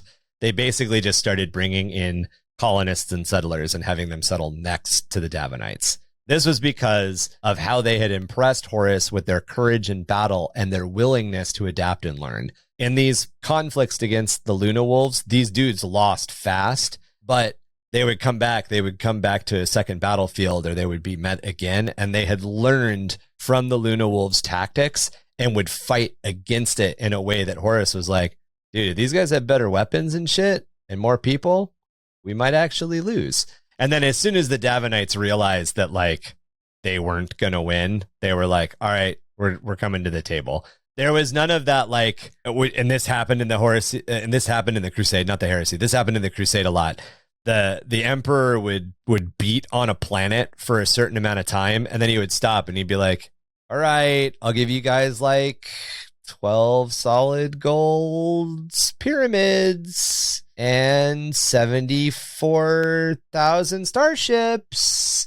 And I don't know, what else do you want? If you stop fighting. And the people would be like, no, I didn't hear no bell yet. And they would just go back into it. And then the emperor would be like, all right, well, now there's only like 25% of the population left. Look, I'll give each of you a new car and like a new house and, 70,000 servants, and you'll never have to work again in your life. And they'd be like, I don't know about it. And then the emperor would be like, well, fuck, we're going to go at it again. And then there'd be 5% of the population left. And the emperor would be like, all right, back to the table. And in the case of the Davinites were like, we lost like 10% of our population in 3 weeks. These guys are way stronger than us. Yeah, we're cool. We'll comply. And Horus was like, oh, these guys understand military. They understand what's happening. They're very, very skilled warriors, and they're not fucking idiots. So like he very quickly kind of grow a soft spot for these guys. Absolute win. So Davinites look like big hairy humans with ape or classically fantasy half-orc like features, including small lower tusk-like teeth at the corner of their mouth on the lower side, slightly pointed ears, irises that have expanded to fill most of the eye, and lots of facial hair. So their irises, like the part of their, not their irises. Yeah, their irises. The part of your eye that's colored, like theirs would, like a dog's. Like, you know how like a dog's eye, there's not a lot of white, it's mostly color? Yeah. That's how these guys' eyes were. And like they'd be red or like dark brown or gold or whatever. These dudes really, really look like brutes from Halo, if brutes looked more human, or like half orcs from D&D if half orcs weren't green skinned. Like that's what these dudes look like. They're almost human. They had also, even though they had kind of gotten these simian features or these orc-like features, these savage features, they had retained human functional brains. So they kind of had like the power and the might of Neanderthals, but with the intelligence of a human, essentially. Like the strength and the power and the brutality of an orc, but the ability to reason and plan like a man without being digging-knobs. Dope. When they were brought into compliance, they had been nomadic tribes using black powder rifles and handguns alongside an assortment of cruel metal and stone melee weapons, mostly knives. These dudes used incredibly archaic, extremely dangerous weapons. And that was the other thing that the Luna Wolves were like, respect. Like, they're willing to fight with this shit that could blow them up. Respect. The re-education and shepherding of the Davanites into the light of the imperial truth was left to a detachment of the Word-Bearers Legion under the command of Khor-Pharon, while governorship of the planet was left to Horus's personal friend, Imperial Commander Eugen Temba. Khor-Pharon at this Arbites and Khor-Pharon at this point were already pretty much dabbling in the chaos powers. In fact, it was the Davanites. It was this conflict with the Davanites that introduced Arbites and Khor-Pharon to the lodges.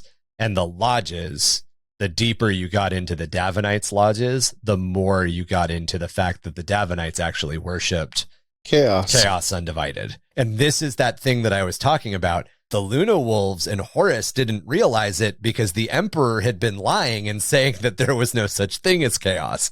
So when presented with people who openly worshipped chaos, they had no point of reference and just thought it was some other silly religion. They're like, oh, this is a silly religion. None of this exists.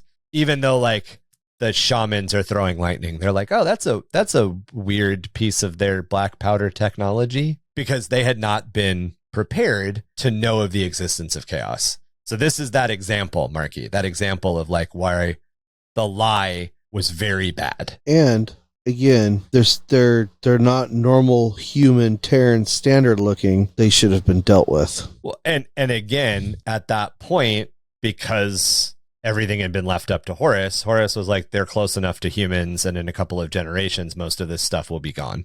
So I'm not going to exterminate an entire planet of people I respect.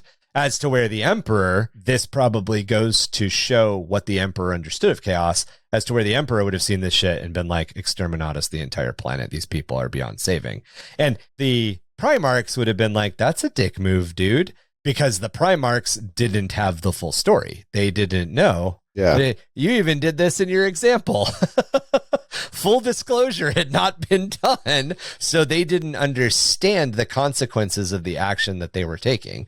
Because in their mind, take over the planet, get Imperial compliance, spread the Imperial truth, everything will fix itself. Because that's what they were told. The last takeaway of the Davanites was the Warrior Lodge. And this is a concept that was adapted by the Luna Wolves from the Davanites, and these warrior lodges spread to many of the other Astartes legions. This went against the direct wishes of the Emperor and even the edicts of the Imperial truth. I believe you asked about warrior lodges earlier. This is where we're getting into them. This is where it came. So warrior lodges were a close fraternity of Astartes warriors that existed outside of the legion's official ranking structure, based on the quasi-religious structure of the warrior lodges that they had adopted from Davin. Davanite society had been organized and governed by warrior lodges. A shaman would essentially lead a warrior lodge, and that shaman would be in direct contact with the ruinous powers. And it was out of a sign of respect that this structure, not being fully understood, was borrowed first by the Luna Wolves and by the Word Bearers, but kind of spread to a lot of the legions that turned traitor. Within the warrior lodges of the Astartes, there was no rank, and in theory, this allowed the bond of fraternity and brotherhood to strengthen the legion. Warrior lodges spread throughout most of the legions that would eventually turn, as I mentioned earlier, traitor. While it's unclear why this structure worked to undermine rather than truly strengthen them, since the meeting of the lodges were secret and open to only those who knew of them or had been invited to them, with no Space Marine being constrained by rank, they became places where the feelings of betrayal by the Emperor were openly discussed. So in the rank and file, and this exists in modern militaries, in the rank and file structure, a private can't tell a commander that he thinks he's a piece of shit. In the warrior lodge, as soon as you've entered the lodge, you shed your rank, that private can tell you exactly what he feels about you.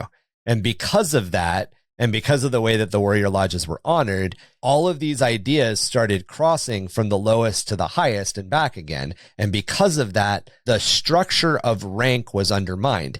But in theory, a warrior lodge, if dealt with right, would have technically strengthened the ranks because it gives a place where opinion can free flow. It's just in this particular case, it didn't. Like this type of fraternity and brotherhood helps strengthen certain aspects of culture. In this particular case, it didn't. And the reason it didn't has to do with Lorgar. I don't know. I feel like it's in this specific method or this specific time, I don't feel like it could have benefited at all. Yeah, I'm in the same opinion from reading the books. It's like it was one secretive. It was, and that was a problem. Does it talk about why they adopted this from the Davanites? Because they respected the Davanites. They respected the Davanites. They respected their tradition, so they adopted this tradition into them. And again, from an altruistic perspective, a brotherhood of fraternity where rank doesn't matter theoretically only strengthens the bond of brotherhood between warriors. When rank isn't a question and you're all warriors dedicated to the same purpose and you're sharing openly back and forth your ideas and thoughts, you're only strengthening the bond of brotherhood.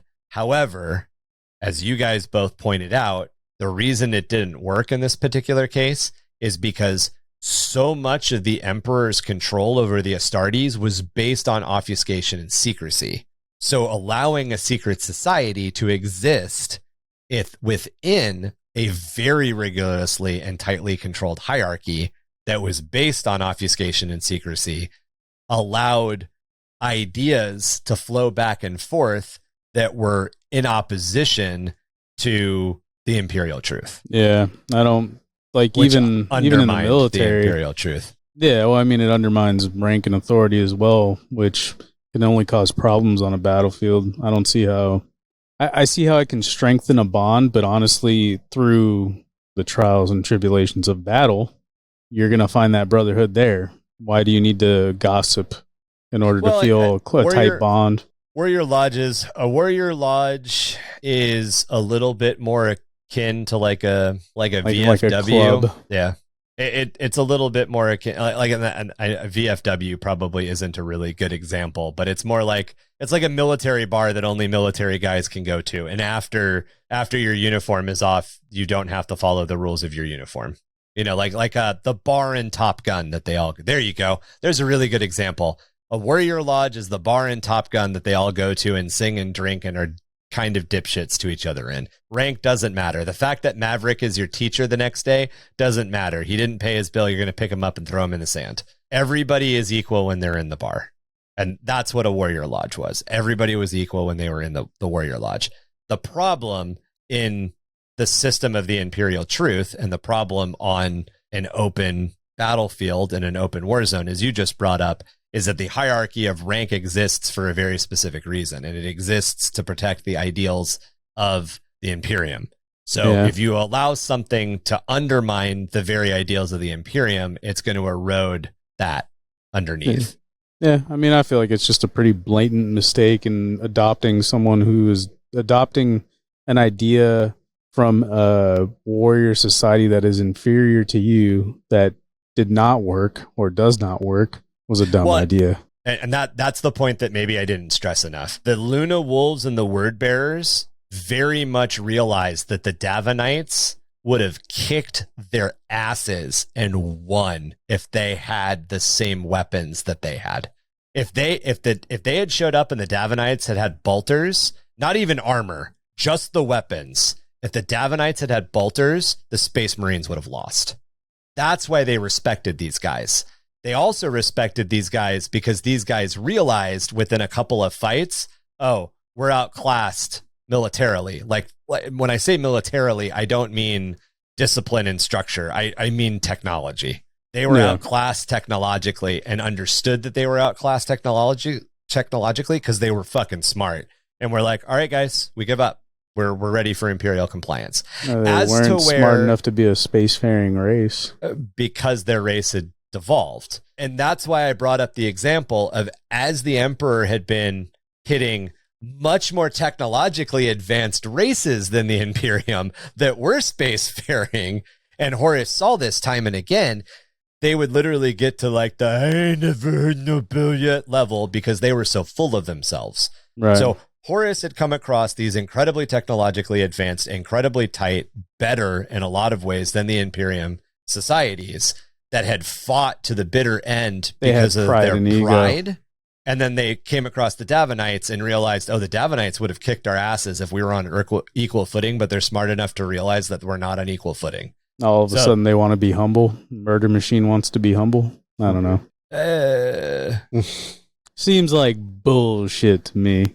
I mean, and this kind of goes to like what the charisma of Horus and the Luna Wolves really was. For whatever reason, they realized that these guys were really, really good warriors and would be really, really big assets. And they identified the Warrior Lodge as being a place that, again, probably the best analogy that I can come up with is you've never had an on-base bar. And you finally get to a base that has an on-base bar and you're like, shit, guys, we really need an on-base bar. And that's how it started. Yeah. However, Erebus and Carferon and later Logar worked through the Lodge's hierarchy to implant rebellious ideas and to stoke the fires that you're talking about, that these fires of derision. Before you go on, what's funny about, you mentioned the bar, like with Top Gun, on the base that I was stationed at, they actually did have bars that were specific to your rank. So they had like an NCO bar, a staff NCO bar, an officer bar.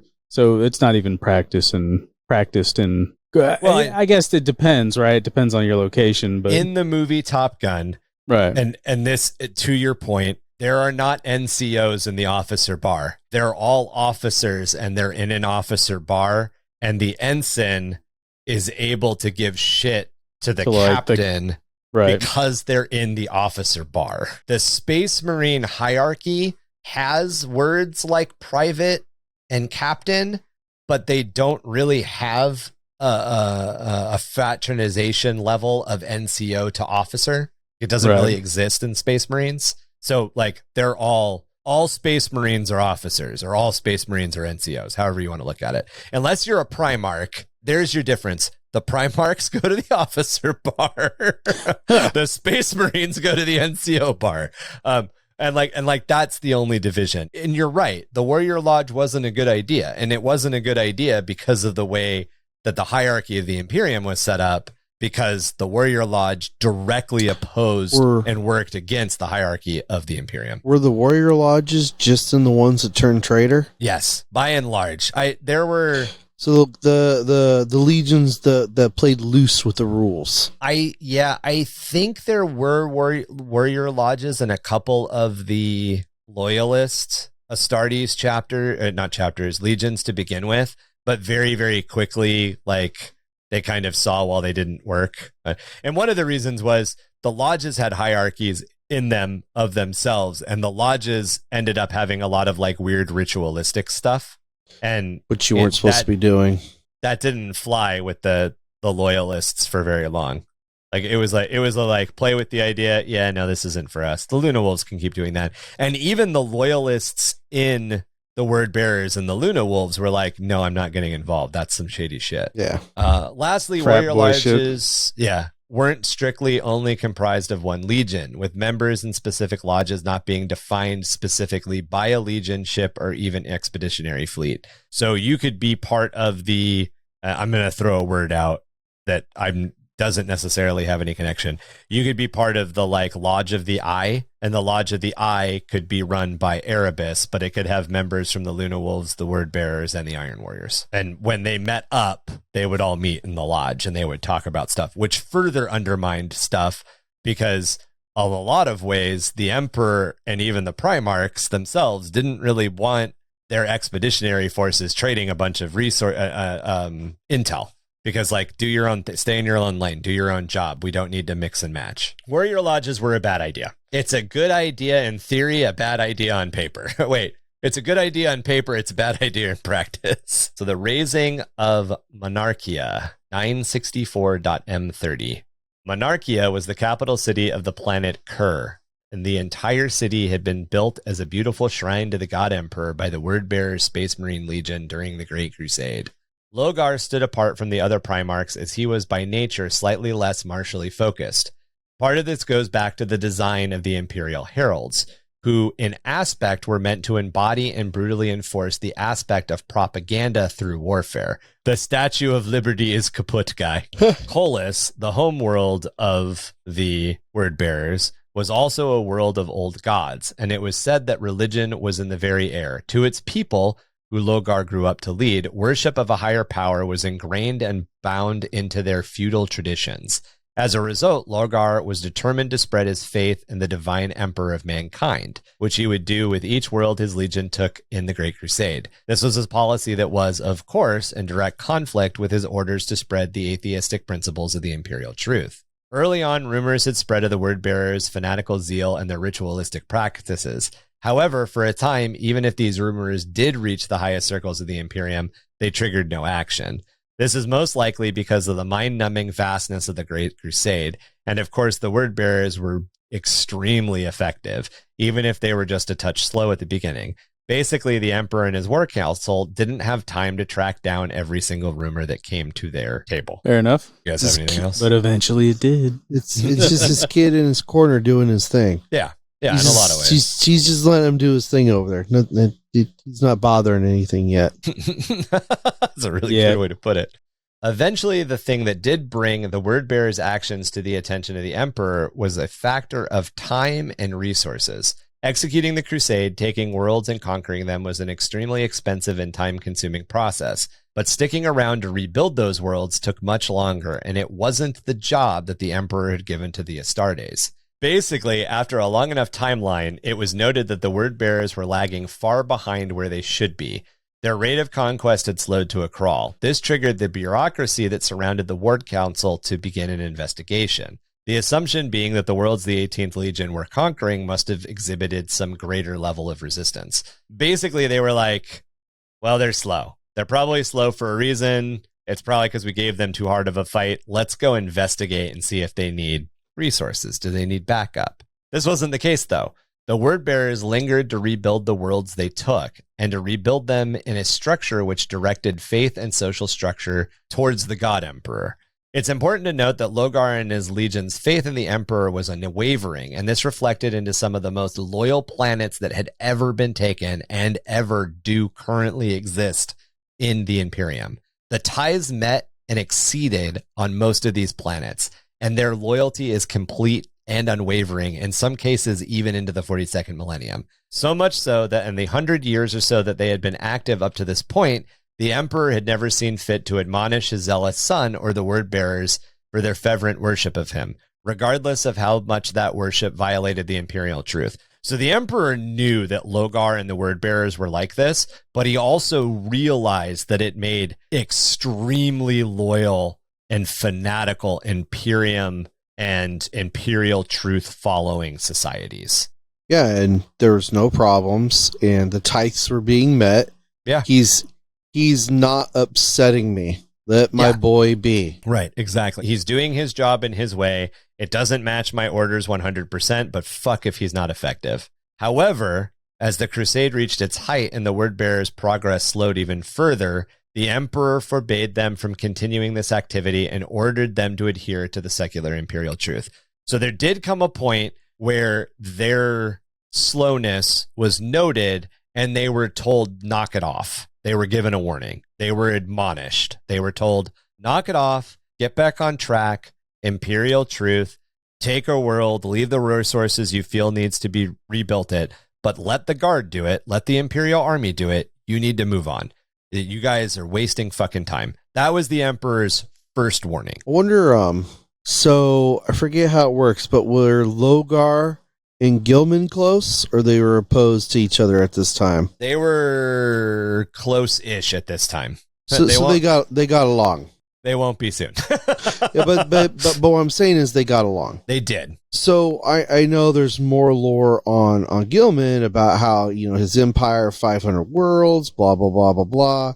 I wonder why, there was never the conversation, hey, bro, I get what you're doing, but you know how I do this? I leave, that one whole guard regiment like I'm supposed to, and you see this really fucked up Space Marine? This dude is like a badass, but he can't fight in the front lines anymore. I'm leaving him behind to monitor and guide everything. Like that's my thing. Why didn't Gilman ever hey, why don't you take my example? You can keep moving forward, but you can leave a couple of fucked up guys behind that are Marines. I don't know a lot about 30k, 40k, but I do know that communication in general among Imperial forces is not great. And these are siblings. Yes. Like not only Imperial forces, but siblings. And that's the answer. Distance and friendly sibling rivalry. So that's my thing. I wonder if it was like his religious zeal that like put off Gilman or Dorn or some of the other ones that were like, hey, we did our thing. Even Baturbo would like conquer a planet. He'd leave a small amount of Marines behind and move on to guide the fortifications and fixing the world. Isn't Gilliman one of the more proud, egotistical Primarchs? Gilliman is one of the more absolutely 100% by the books Imperial truth. And right, but he's pretty... And because of that, he's very... he's hot. He's audience dot. Gilliman is a paladin. Gilliman is 100% a paladin. It's not, and like a paladin is not full of himself. A paladin is full of his ideal. Right. If that makes any sense. The self is not as important as the ideal. He's proud of his work, right? Yeah. Right. And the reason that his work did so well is because he followed it to the T. Yep. Which he probably thought, well, I did exactly what the Emperor told me to do. He's probably not doing what the Emperor exactly told him to do, and that's why he's failing. He should be smart enough to know if I do exactly what the Emperor did, like I did, then he'd be succeeding in where he's failing. So that's that's just my personal opinion on how Gilliman is. Yeah, and the other thing that comes into it is the distance, and a way to illustrate this, Chuck, you just mentioned 500 worlds. By the time the word bearers discovered Cadia, it was the 18th world that they had brought into compliance. Oh wow! Yes, that's fucking slow as fuck. That is really slow. He's leaving his entire legion to rebuild the world. They're staying. The entire legion is staying to rebuild the world. They're slow builders.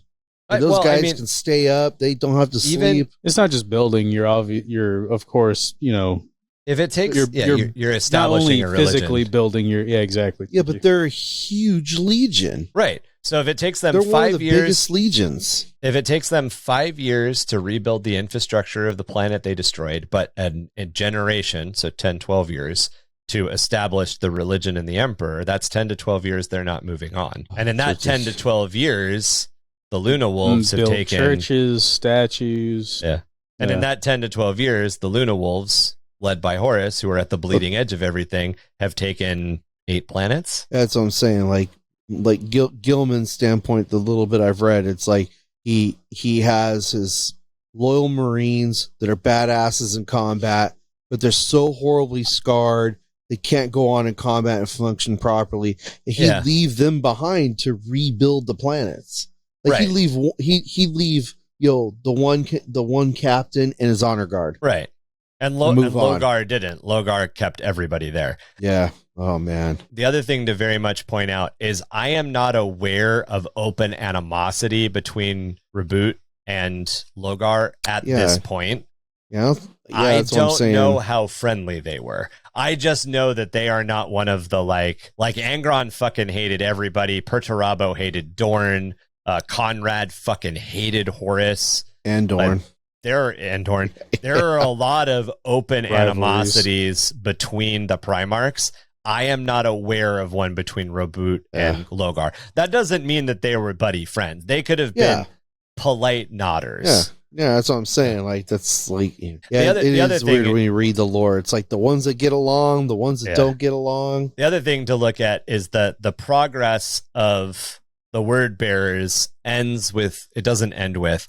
But within the Crusade, it ends with Cadia. Cadia is one of the last worlds they took. Cadia is in the northwestern quadrant of space. The Ultramar is in the southeastern quadrant. They are almost as far away from each other as they can be. Yeah. So the distance is a huge component to all of that. Not for long, though. The word bearers not only rebuilt worlds in this way after the fact, but persecuted war based on these same ideals, relentlessly slaughtering those who refused to see the emperor's divinity. While this had been a useful tool up to a point, it also troubled the emperor, for he knew it stank of the religious excesses that had so often poisoned humanity's history. There's kind of that like Book of Eli ideal where the Bible was destroyed after the war because the Bible caused the war. Like that's the whole premise. Spoiler alert. That's the whole premise of the movie, The Book of Eli. And that's why Gary Oldman's character wants the Bible, because he wants to use it to essentially start a new religious war. The emperor was of two minds. Up to a certain point, Logar's religious fervor worked because it fucking cleared battlefields and won planets fast. However, it was also a really, really disgusting and kind of like old way for humanity to fight. And without realizing it, but without the word bearers realizing it, it was paying homage to and feeding the dark powers. And the emperor never came out and said, hey, look, there's this really bad thing I'm trying to not let happen. Let me level with you. He never did that. The emperor stuck to that gun of keeping that secret. Yeah, it sounds like the emperor was very based in like logic and reality, where when you start bringing faith into it, you start doing things that are not so illogical because you're basing your ideas or your mindset off of faith. Like the people who charge into battle because they have faith that they won't die, but in reality, that probably wasn't realistically the most logical thing to do. Maybe, flanking or retreating would have been the best thing, but you have those like religion fanatics, I guess. Yeah, and this was a little bit more along the lines of like, again, let's go with Gilliman because I keep using Horus as an example, but Gilliman would land on a planet and make a couple of strategic strikes and a couple of strategic battles, and the planet would give up. The word bearers would land on a planet and call everybody to them and be like, brothers, we bring with us the divine light of the God Emperor. And the planet would be like, fuck you, dog. And Logar would be like, great, murder everybody. So it wasn't that Logar was making bad tactical decisions. It was that Logar was slaughtering everything. Logar was like, great, they're not God Emperors people. They're a different religion. Kill them all. Yeah, I mean, that's not Kill something them based all, in... let the God Emperor sort them out. Yeah, I mean, that's a decision not based in logic. Or... It's based in... Exactly. Yeah. It's also a... I had a thing. It was really insightful, which is why I forgot it, because I'm a dumb bitch. Good point, Marky. Yeah. With their continued actions after being reprimanded, revealed by the bureaucratic machine, because this investigation kept happening, basically. Like, just because they got yelled at doesn't mean that they stopped investigating them, because it takes a really long time for the message to the last guy investigating to stop to get there. It was only a matter of time before the emperor would be forced to come back and censure them. I remember what I was going to say. Here is the difference between the emperor being logically minded and saying religion doesn't exist and the reality of what existed. It's that line from Pitch Black where Riddick says, no, Eamon, I absolutely believe in God and I hate the motherfucker. The emperor knew the chaos gods existed and knew that faith fueled them, and he lied and said that there was nothing to put faith in, hoping that if he pushed the lie that there's nothing to put faith in, nobody would have faith and feed them. However, the nature of humanity is to put faith in things that are more powerful than you. The emperor is more powerful than you, which leads logically to the emperor becoming a godlike figure. So the emperor not being level and explaining that this shit existed and was a danger and denying that it existed is the, in air quotes, logical mindset, but it is the worst way because you're ignoring half of the equation. You can't solve for X if you ignore half of the integers. And that's what the emperor was doing. The emperor was trying to ignore half of the integers and solve for X. Yeah, so like an example would be, let's say demons existed, hypothetically speaking. Demons existed, right? Humans don't believe, maybe some do, don't believe demons exist, right? Now, you go through life not believing they exist, being unprepared for the fact when, let's say, demons do attack, we are unprepared for them. Where if we did believe in them, maybe they would come sooner, but we would be able to prepare in that time frame, right? That is kind of the same deal. If we did believe in them, we would be giving them power through belief and faith, but we would be able to prepare. And that's essentially how the Warhammer world with the warp and demons work. To give a very simplified analogy, in Peter Pan, if you clap your hands, it gives life to a fairy. So you don't want any fairies to exist because logically you reject the idea of fairies because you realize that the fairy world can overthrow the human world if enough people clap. So you just tell people don't clap. Like you can't, clapping is not allowed. Well, you know, people are going to like stretch and accidentally clap and a fairy bursts into existence. And then somebody is going to have seen that and been like, wait, if I clap, oh shit, a fairy. Oh shit, another fairy. Oh shit, another fairy. Hey guys, you should do this. Things just appear. And like that was the danger. The Emperor wasn't saying if you clap, this bad thing happens. He was saying don't clap. Like is that simple? I'm trying to make it less because you basically described exactly what happens in 40k. like the belief in demons is what makes demons exist. I don't know. Something. Right? You give there's power in belief, right? So it's like that's the whole concept, the power and belief, and that's why they exist.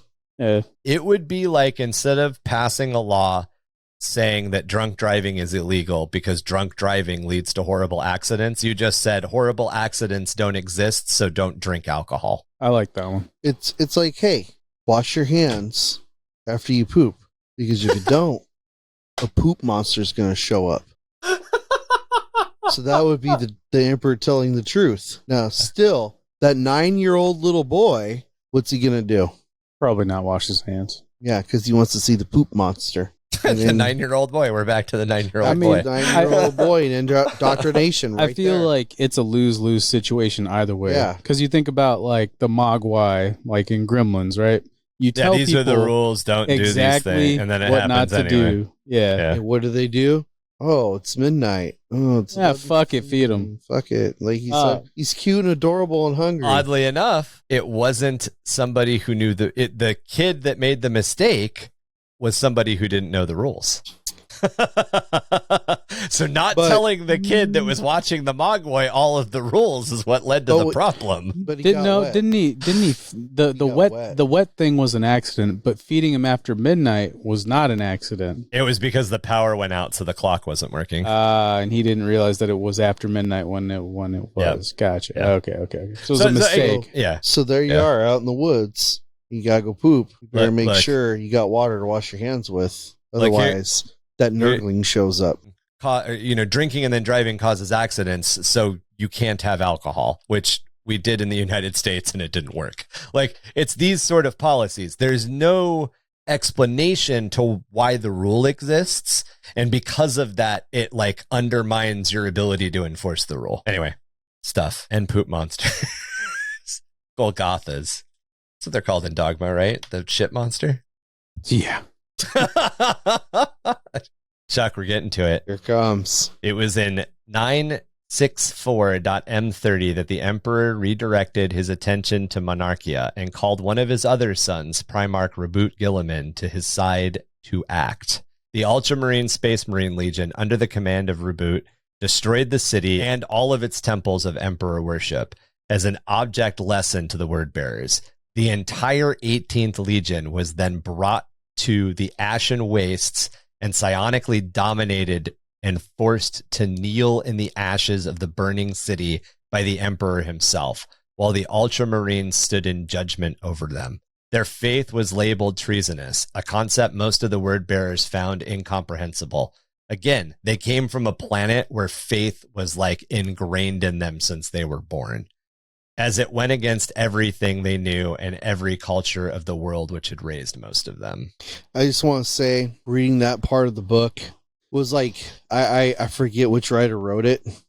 I think it was great. You know, the whole thing happens, and they're all on the planet, and the whole conversation with Maldacor, and the way I see it in my head, you know, as they're describing it, Logar is basically screaming at Maldacor, and Maldacor is just standing there.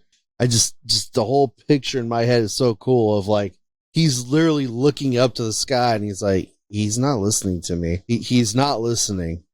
And then the Emperor shows up in a flash, just makes them all kneel. A whole legion. Well, he forces all of them to come into the city because like they're not all in the city. That's how badass he is. He just dominates them all. Well, and Malgador helps him. And in most cases, Malgador doesn't help him. In most, the propaganda machine, ChuckerFly, in action. In most cases, when the Emperor does something crazy like this, Malkador and a couple of other heavy scions are around, and they're all kind of helping. But yeah, it's the Emperor's will going like, we're gonna force them all to do this, and then they all do it, and then like, you know, it's being told no bag dog, and then having your nose rubbed in the pee that you made, and then having all of the other dogs look at you with scorn for like an hour. It's incredibly demoralizing. And in this particular case, again, like the entire culture of the word bearers was at one point based in faith. Like they're moving away from it, but it hasn't been long enough. There hasn't been an entire generation or several generations of change yet for them to have left that behind, you know, and if there was one Primarch that needed to know the full truth, it was Logar. Like, very arguably, Logar should have been told everything. The Emperor should have sat him down and told him everything. Yeah, because he was the propaganda machine. Right. Because he would have been like, Emperor's good, but demons are bad, and this is why they're bad. Come, sit, let me tell you. Yeah, now I need to spin this. Now I need to put, exactly. I need to put all of my... propaganda machine. Yeah. Genetic tweaking. The discovery of Cadia and the pilgrimage of Logar, 966.m30. The humiliation at the hands of the Ultramarines and the censure and rebuke of the Emperor himself became an insult that would fester within the 18th Legion and their Primarch, Logar Aurelian, pushing them towards heresy and the service of the Chaos Powers. In the wake of the raising of Monarchia was the event known as the Pilgrimage of Logar. To quote, "All I ever wanted was the truth. Remember those words as you read the ones that follow. I never set out to topple my father's kingdom of lies from a sense of misplaced pride. I never wanted to bleed the species to its marrow, reaving half of the galaxy clean of human life in this bitter crusade. I never desired any of this, though I know the reasons for which it must be done. But all I ever wanted was the truth." The opening lines of the Book of Logar, First Canticles of Chaos. After the raising of Monarchia, Logar undertook a spiritual quest with the objective of finding out the truth behind humanity's ancient collective belief in the various supernatural entities that had come before. While Logar had truly believed in the Emperor's divinity, he had been challenged and was at a tipping point. He sought out the truth regardless of what it was, ready to accept that his father might actually be correct in his philosophy of the materialistic imperial truth. In truth, at this point, if Logar had been fostered and brought in and told the truth by the Emperor, what came next probably never would have happened. This is one of the many points where the Emperor's jealously paranoid hoarding of the truth of chaos actually worked against his efforts. This had actually been a contention with the other perpetuals, many of who believed that the whole truth was needed to be understood in order for humanity to advance, while the Emperor believed that he could tailor the truth in order to direct his will, lying in order to protect, in other words. However, this didn't happen, and Logar would discover that the Emperor was lying to them all, and that supernatural entities, the Chaos Gods, did well and truly exist. And since they were the only deities seemingly out of all existence, Logar believed that they were truly worthy of all of humanity's worship. While Logar wasn't yet, at this point, a devotee of chaos when the pilgrimage began, it was set into motion on the advice of Carferon and the First Chapel in Erebus, who at this point were already both secret devotees of chaos. Erebus and Carferon had both been involved on Davin for a lot longer than anybody else, and they had been in the warrior lodges of Davin, and they had seen the truth like 20 or 30 years before this shit. They had already, both of them had already openly And they already become had chaos worshippers. chaos tattoos and stuff going on too, right? By this time. Arbites had started to carve his armor, but a lot of people didn't know it. I mean, Yeah. the symbols were just uneasy to look at. Nobody really knew what they were. Nobody knew yet. what it were. While Logar no longer had any love or loyalty for the Emperor, nor saw him as divine, he also wasn't stupid and once again devoted himself to the prosecution of the Great Crusade, even if it was only as a front for his quest to seek out this knowledge. The 18th Legion was also now followed by 5 members of the Legio Custodes, who were tasked to watch them and to act to enforce the Emperor's orders if they fell back into their old ways. Logar sought out any proof of what he came to call the primordial truth, or the faith in the old gods of Colchis. It was in chasing down these scraps of info and voices in the warp heard by his astropaths that led the 18th to the Cadian system, near the largest warp store in the galaxy, which would later be known as the Eye of Terror to the Imperium. As they got closer, the voices from the Immaterium even began to speak to Logar directly, and it was in the Cadian system that he would learn that his suspicions were in fact true. The reason so many faiths across the galaxy held so many similarities with the old faiths of the Colchisians was not some artifact of the collective human unconscious, as the Emperor had deemed, but an expression of a universal truth, the existence of and worship of chaos. And like the collective human unconscious is kind of this like idea that we collectively hallucinate things, like aliens as an example. We see UFOs because other people see UFOs. UFOs don't really exist. We see ghosts because other people see ghosts. They don't really exist. It's this idea like behind mass hysteria and stuff like that. I'm badly explaining it, but as a very like armchair quick example for understanding 40k lore. Logar's expeditionary fleet, the 13 and 1st, held orbit over Acadia, which seemed to be a source of all the voices, and a landing party made planetfall. This consisted of elements of the Imperial Army, Word Bearers, Legio Custodes, and Legio Cybernetica, all under the leadership of Logar. Upon landing, they were met by a large number of barbaric human tribesmen, people dressed in rags and wielding spears tipped in flint. Yet they showed very little fear in the presence of machines, Astartes, and even a Primarch. Most notably about these people were that their eyes were purple, reflecting only the light given off in the visible spectrum of the Eye of Terror itself. Mutants. Chuck? I was going to say, Chuck, what do you call these guys? Dirty mutants. Custodian Vandeth requested to execute these heathenous mutants on sight, but Logar stayed his hand and the word bearers approached the natives. As they did so, a strange woman emerged from the crowd, stepped forward, and addressed the Primarch directly, using his full name, Logar Arulian, and welcomed him in High Gothic to Cadia. This was like one of those "wait, what the fuck" moments, because these people shouldn't speak this language. Yep, the Custodes were right. The Custodes were right. This woman was the Chaos Priestess Ingelfa, who would ultimately lead Logar down the path of enlightenment, which began his fall toward the heresy of chaos. That word enlightenment is used interestingly in this case. Ingelf would later commit a ritual that saw her transformed into a demon prince known as Ingelf the Ascended, and she would lead the 1301st. The 1301st Expeditionary Fleet scout vessel, Aferio's Lament, into the Eye of Terror. All sorts of bad things kind of piling up on each other pretty quickly. Listen to the Custodes. Hey, Marky, how do you feel about the idea? Knowing your thoughts on Thunder Warriors, how do you feel about Chuck's assertion that we should listen to the Custodes? Well, the Custodes are only listening to the Emperor, and I guess this is an extension of that. The Imperial Truth. Is this the one time you're going to side with the Custodes? After 4 episodes of railing against the injustice that happened to your boys. I'm trying. All right, I'm trying. In this particular scenario, it makes sense because these guys were already making shitty decisions. But look how pretty she was. Where is she? All I see is like the cat head, the 4 arms, the log serpentine body. Oh yeah, wood for sure. Wood. God. If you were a 9-year-old boy and you were given the choice between being I a didn't Space say that. Marine Apparently- or one night with Ingaleth, you would, huh? Got it. I'm not gonna talk about 9-year-olds anymore. Apparently, it's a trigger. I'm just gonna leave it at that. Wow.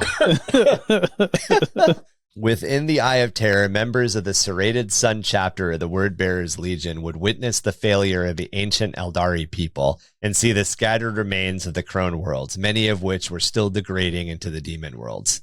Ingaleth, of course, lied about the true nature of the birth of Slaanesh in the Eye of Terror, claiming that the weakness of the Eldari people's ability to truly understand the primordial truth was the true crux of their fall. Something the powerful Astartes of the Wordbearers Legion and their father Logar would never fail at. You guys are much stronger. Trust me. Wink. Wink, slow wink. So instead of revealing the truth about Slaanesh and the Eye of Terror, basically this demon prince just talked about how smart humans were and about how Astartes were the only true people that could understand the primordial truth. Basically, the demon latched on to this thought idea of the primordial truth that Logar had shared and was like, oh yeah, that's what we are. That's totally what we are. Yeah. No, that makes sense. That's that's us. Yeah, that's us. That's us. You're looking for us. We're the good guys. I know a prince in Nigeria with a bunch of money who's interested in getting into contact with you. The Serrated Sons Logar would won an iPad. He just needed to claim it. I just needs to claim it. The Serrated Sons would forever be changed by their exposure to the warp and would eventually become the Gaul Vorbach. We'll talk about them later. When they returned, they relayed everything they had learned to Logar, who ordered the cyclonic bombardment of Cadia, wiping out all life on the planet, leaving it an abandoned husk so that no others would stumble across the secrets of the primordial truth that he, as a special boy, had borne witness to and been included in. Logar went looking for proof, and the Chaos Gods gave him exactly the proof he wanted. It's that whole idea of don't go for the answer you want, go for the answer the science shows you. And Logar made the mistake of putting out what he wanted and getting confirmation of what he wanted back. Of course, Cadia was way too strategically important to stay lifeless, and in the 32nd millennium, Imperial colonists were dispatched to resettle the world and start its path to becoming a fortress bulwark against the Eye of Terror. Still, the proximity of the Eye of Terror, however, changed even those descendants, and the later generation of colonists suddenly had eyes of purple again. Mutants. Like every time I say it, Chuck's going to be mad. The pilgrimage of Logar didn't end here, and we will eventually come back to cover the lore of this event and a lot more complexity, because there's a lot more to it. But in the context of the steps towards the heresy, this is where most of the damage has actually been done.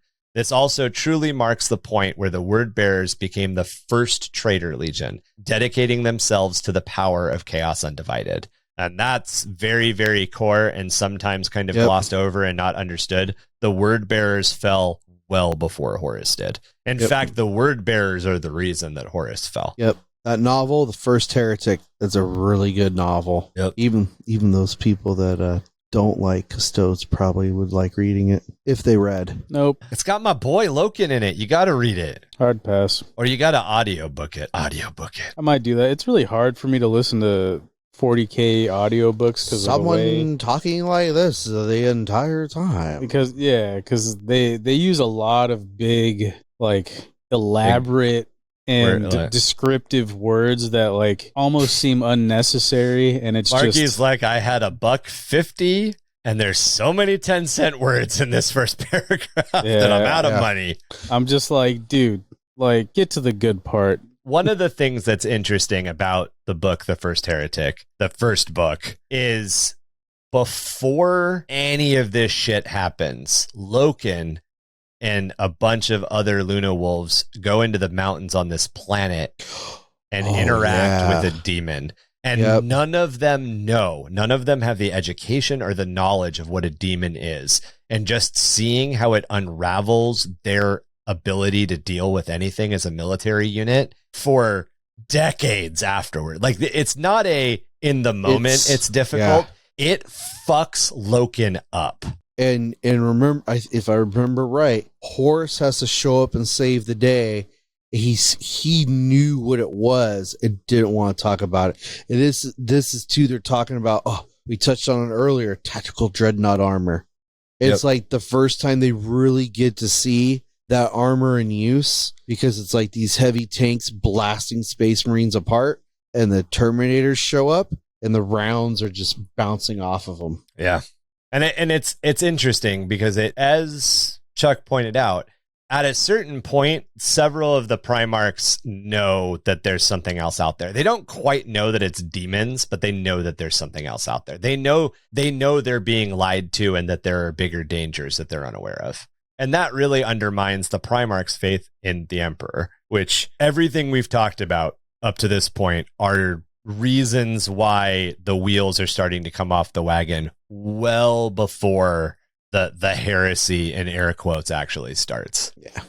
Yeah, I forgot about that. That's actually, that book is just a good book. The first like 4 books aren't that bad. I know what you're talking about, Marky, because some of the later ones get very unnecessarily wordy. Yeah, I mean, it's just in general, 40k books are extremely descriptive to the point where it's just like monotonous, I think is the word I'm looking for. And I'm just like, I get it. The fucking planet is dirty and dusty and all the more elaborate versions of those words that I don't give a shit about. And yeah, maybe it's making my vocabulary a little bit better. But at the same time, I just want to know what the story is. Give me the cliff notes. Give me the cliff notes. At this point. Yeah. Hey, that's what we're doing. That's what we're doing with the podcast. We're giving you the cliff notes.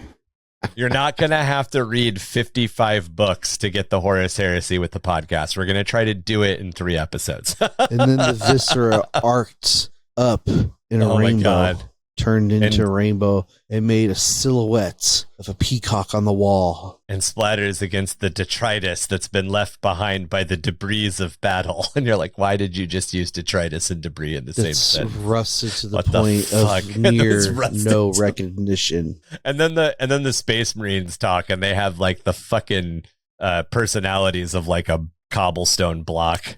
Yeah, exactly. I'm just like, good. Give me one-liners. Give me gore. Give me the plot. You'd like the Felix and Gondrick novels. They're pretty much just battle and gore. There's a Death Watch book I think you would really like. Yeah, I gotta try them. I don't know. Reading's not my thing. It's a Death Watch book. Marky on Death Watch. It's a Death Watch book, and it's got what you need in it. A little bit of comedy. Always appreciate that. Oh yeah, the Death Watch, just known for their comedic one-liners. Hey, it's because there's a Raven Guard and an Imperial Fist that get along. Yeah, and it's great. They usually have like a lot of one-liners against one another, like playful banter. Guess that makes sense. Yeah, I played a Death Watch game, and it was pretty funny to hear the Space Marines like try to one-up each other. Yeah. Never seen Russ take out 5 Tyranid warriors with one blast. They're fucking go trick the wolf claw. Don't speak ill of my Primarch fist. who I've never met, but still I'm mad that you besmirched his honor. Yeah. Yep. The Fratinus extermination of 972.m30. Much like the Ragdan Xenocides, much of the events of the Fratinus extermination is wrapped up in the mystery of the Alpha Legion's activities. However, this event does seem to have been centered around the mysterious Legion and the lead up to the discovery of their Primarch. This is also one of those one-liners and story seeds that G-Dub loves to leave laying around. The Fratinus extermination is very, very...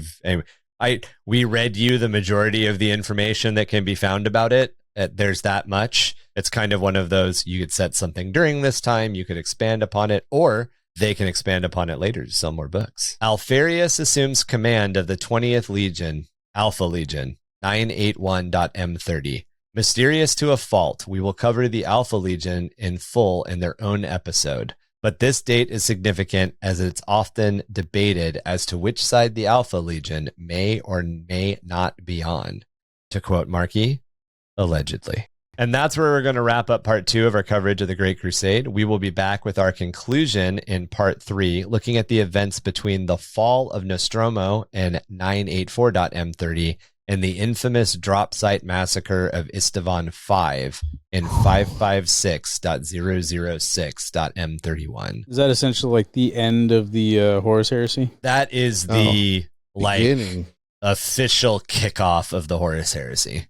Okay. The technical official kickoff of the Horus Heresy is the Istvan 3 atrocity, which happens in 005.m31, I believe. When they the legions that are going to be traitor legions dump their we don't need you guys, and all the commanders and everybody are like, why do we have all these hodgepodge units? Like, we're not all in the same companies and units. Why are we all getting dropped together? And then it happens. Yeah. That's the drop site massacre. The atrocity of Istvan 3 is when several Space Marine legions end up fighting. It's the first time the Space Marine legions end up in open warfare. But the Reclamation Fleet, I think they call it. Something like that. The drop site massacre of Istvan 5 is the last official recorded battle of the Great Crusade. However, and again, this is that like hazy, weird thing that happens in history. The first recorded battle of the Horus Heresy takes place like 2 or 3 years before, if that makes any sense. It's kind of like where do you really draw the line between Operation Desert Storm and the conflict that came right on its heels? Like, you can kind of draw parallels between where one, I guess that's a really bad example. I'm trying to think of like another example. Desert Shield, Desert Storm. That was the one that I was trying to make, like the difference between the end of Desert Storm and the beginning of the next one. Well, there was Desert Shield when everybody first went, and then turned into Desert Storm. Right, and then there was Operation Iraqi Freedom later. Yeah. It's just that maybe a better one would be, it's kind of difficult to really place a point where the conflict in Europe stopped being Germany being aggressive towards its neighbors and became World War II. Like, it's very difficult to put a pin there. There's like 4 or 5 different battles over like a 2 or 3 year period where you could say World War II started, even though World War II is recorded as only existing between a certain subset of years. You could very easily say it really started in 1935. Like, it's kind of one of those things where the end of one period and the beginning of another period are overlapping each other. Yeah. Want to get in contact with us about the show or ask us about some bit of lore that you feel we left out of this episode, or maybe you just want to share your own short stories, homebrew lore, and spooky dookies, you can reach us by email at underthehivofmadness@gmail.com or jimdarkgaming@gmail.com. You can also reach us through our community on Discord. There we chat about 40k lore, the hobby, tactics, plus Age of Sigmar, Warhammer fantasy battles, creative writing, video games, role-playing, and so much more. Check us out on Facebook, Instagram, TikTok, or at www.underthehiveofmadness.com. Give us a like and review us wherever you get your podcast fix. Our home is on Spotify, but you can also find us on Apple, Google, Audible, Stitcher, and many more. Support us through Patreon at www.patreon.com/underthehiveofmadness. Patreon members get access to video podcasts with minimal editing, so you can see our faces, follow along with what we're looking at on screen, and hear our bloopers in real time. Plus, in some episodes, like this one, there's probably 45 minutes to an hour of extra content as we argued about some really weird stuff. All Patreon levels also get access to our quarterly painting contest. Plus, we have perks at higher levels, so go on over and check it out. The Neon Falcons Arena, where the blood meets the catwalk. Sponsored by Two Noblars and a Coat, Innsmouth's oldest brewery. Yeah, you want to buy a beer? We are the ravenous villains of rebellion your mama always warned you about. 665.66 UHMR Chemrat Radio, reminding all of you Chemrats, hive mice, and sump ghoulies to keep those dials fixed. Right here, same ratty frequency for a dose of the same ratty-ass attitude. Whew. The last thing I saw was my alarm clock flashing 12:07 as it pushed its long, razor-sharpened claws through my chest, while one of its other claws muffled my screams. I sat bolt upright, relieved it had only been a dream. Then I saw that my alarm clock read 12:05, and I heard my closet door slowly creep open as the shadow of a four-armed emperor fell across my sheets. That was a fucking good one. Did I gnar it a bit? Yeah, that was good. Surprise, motherfucker.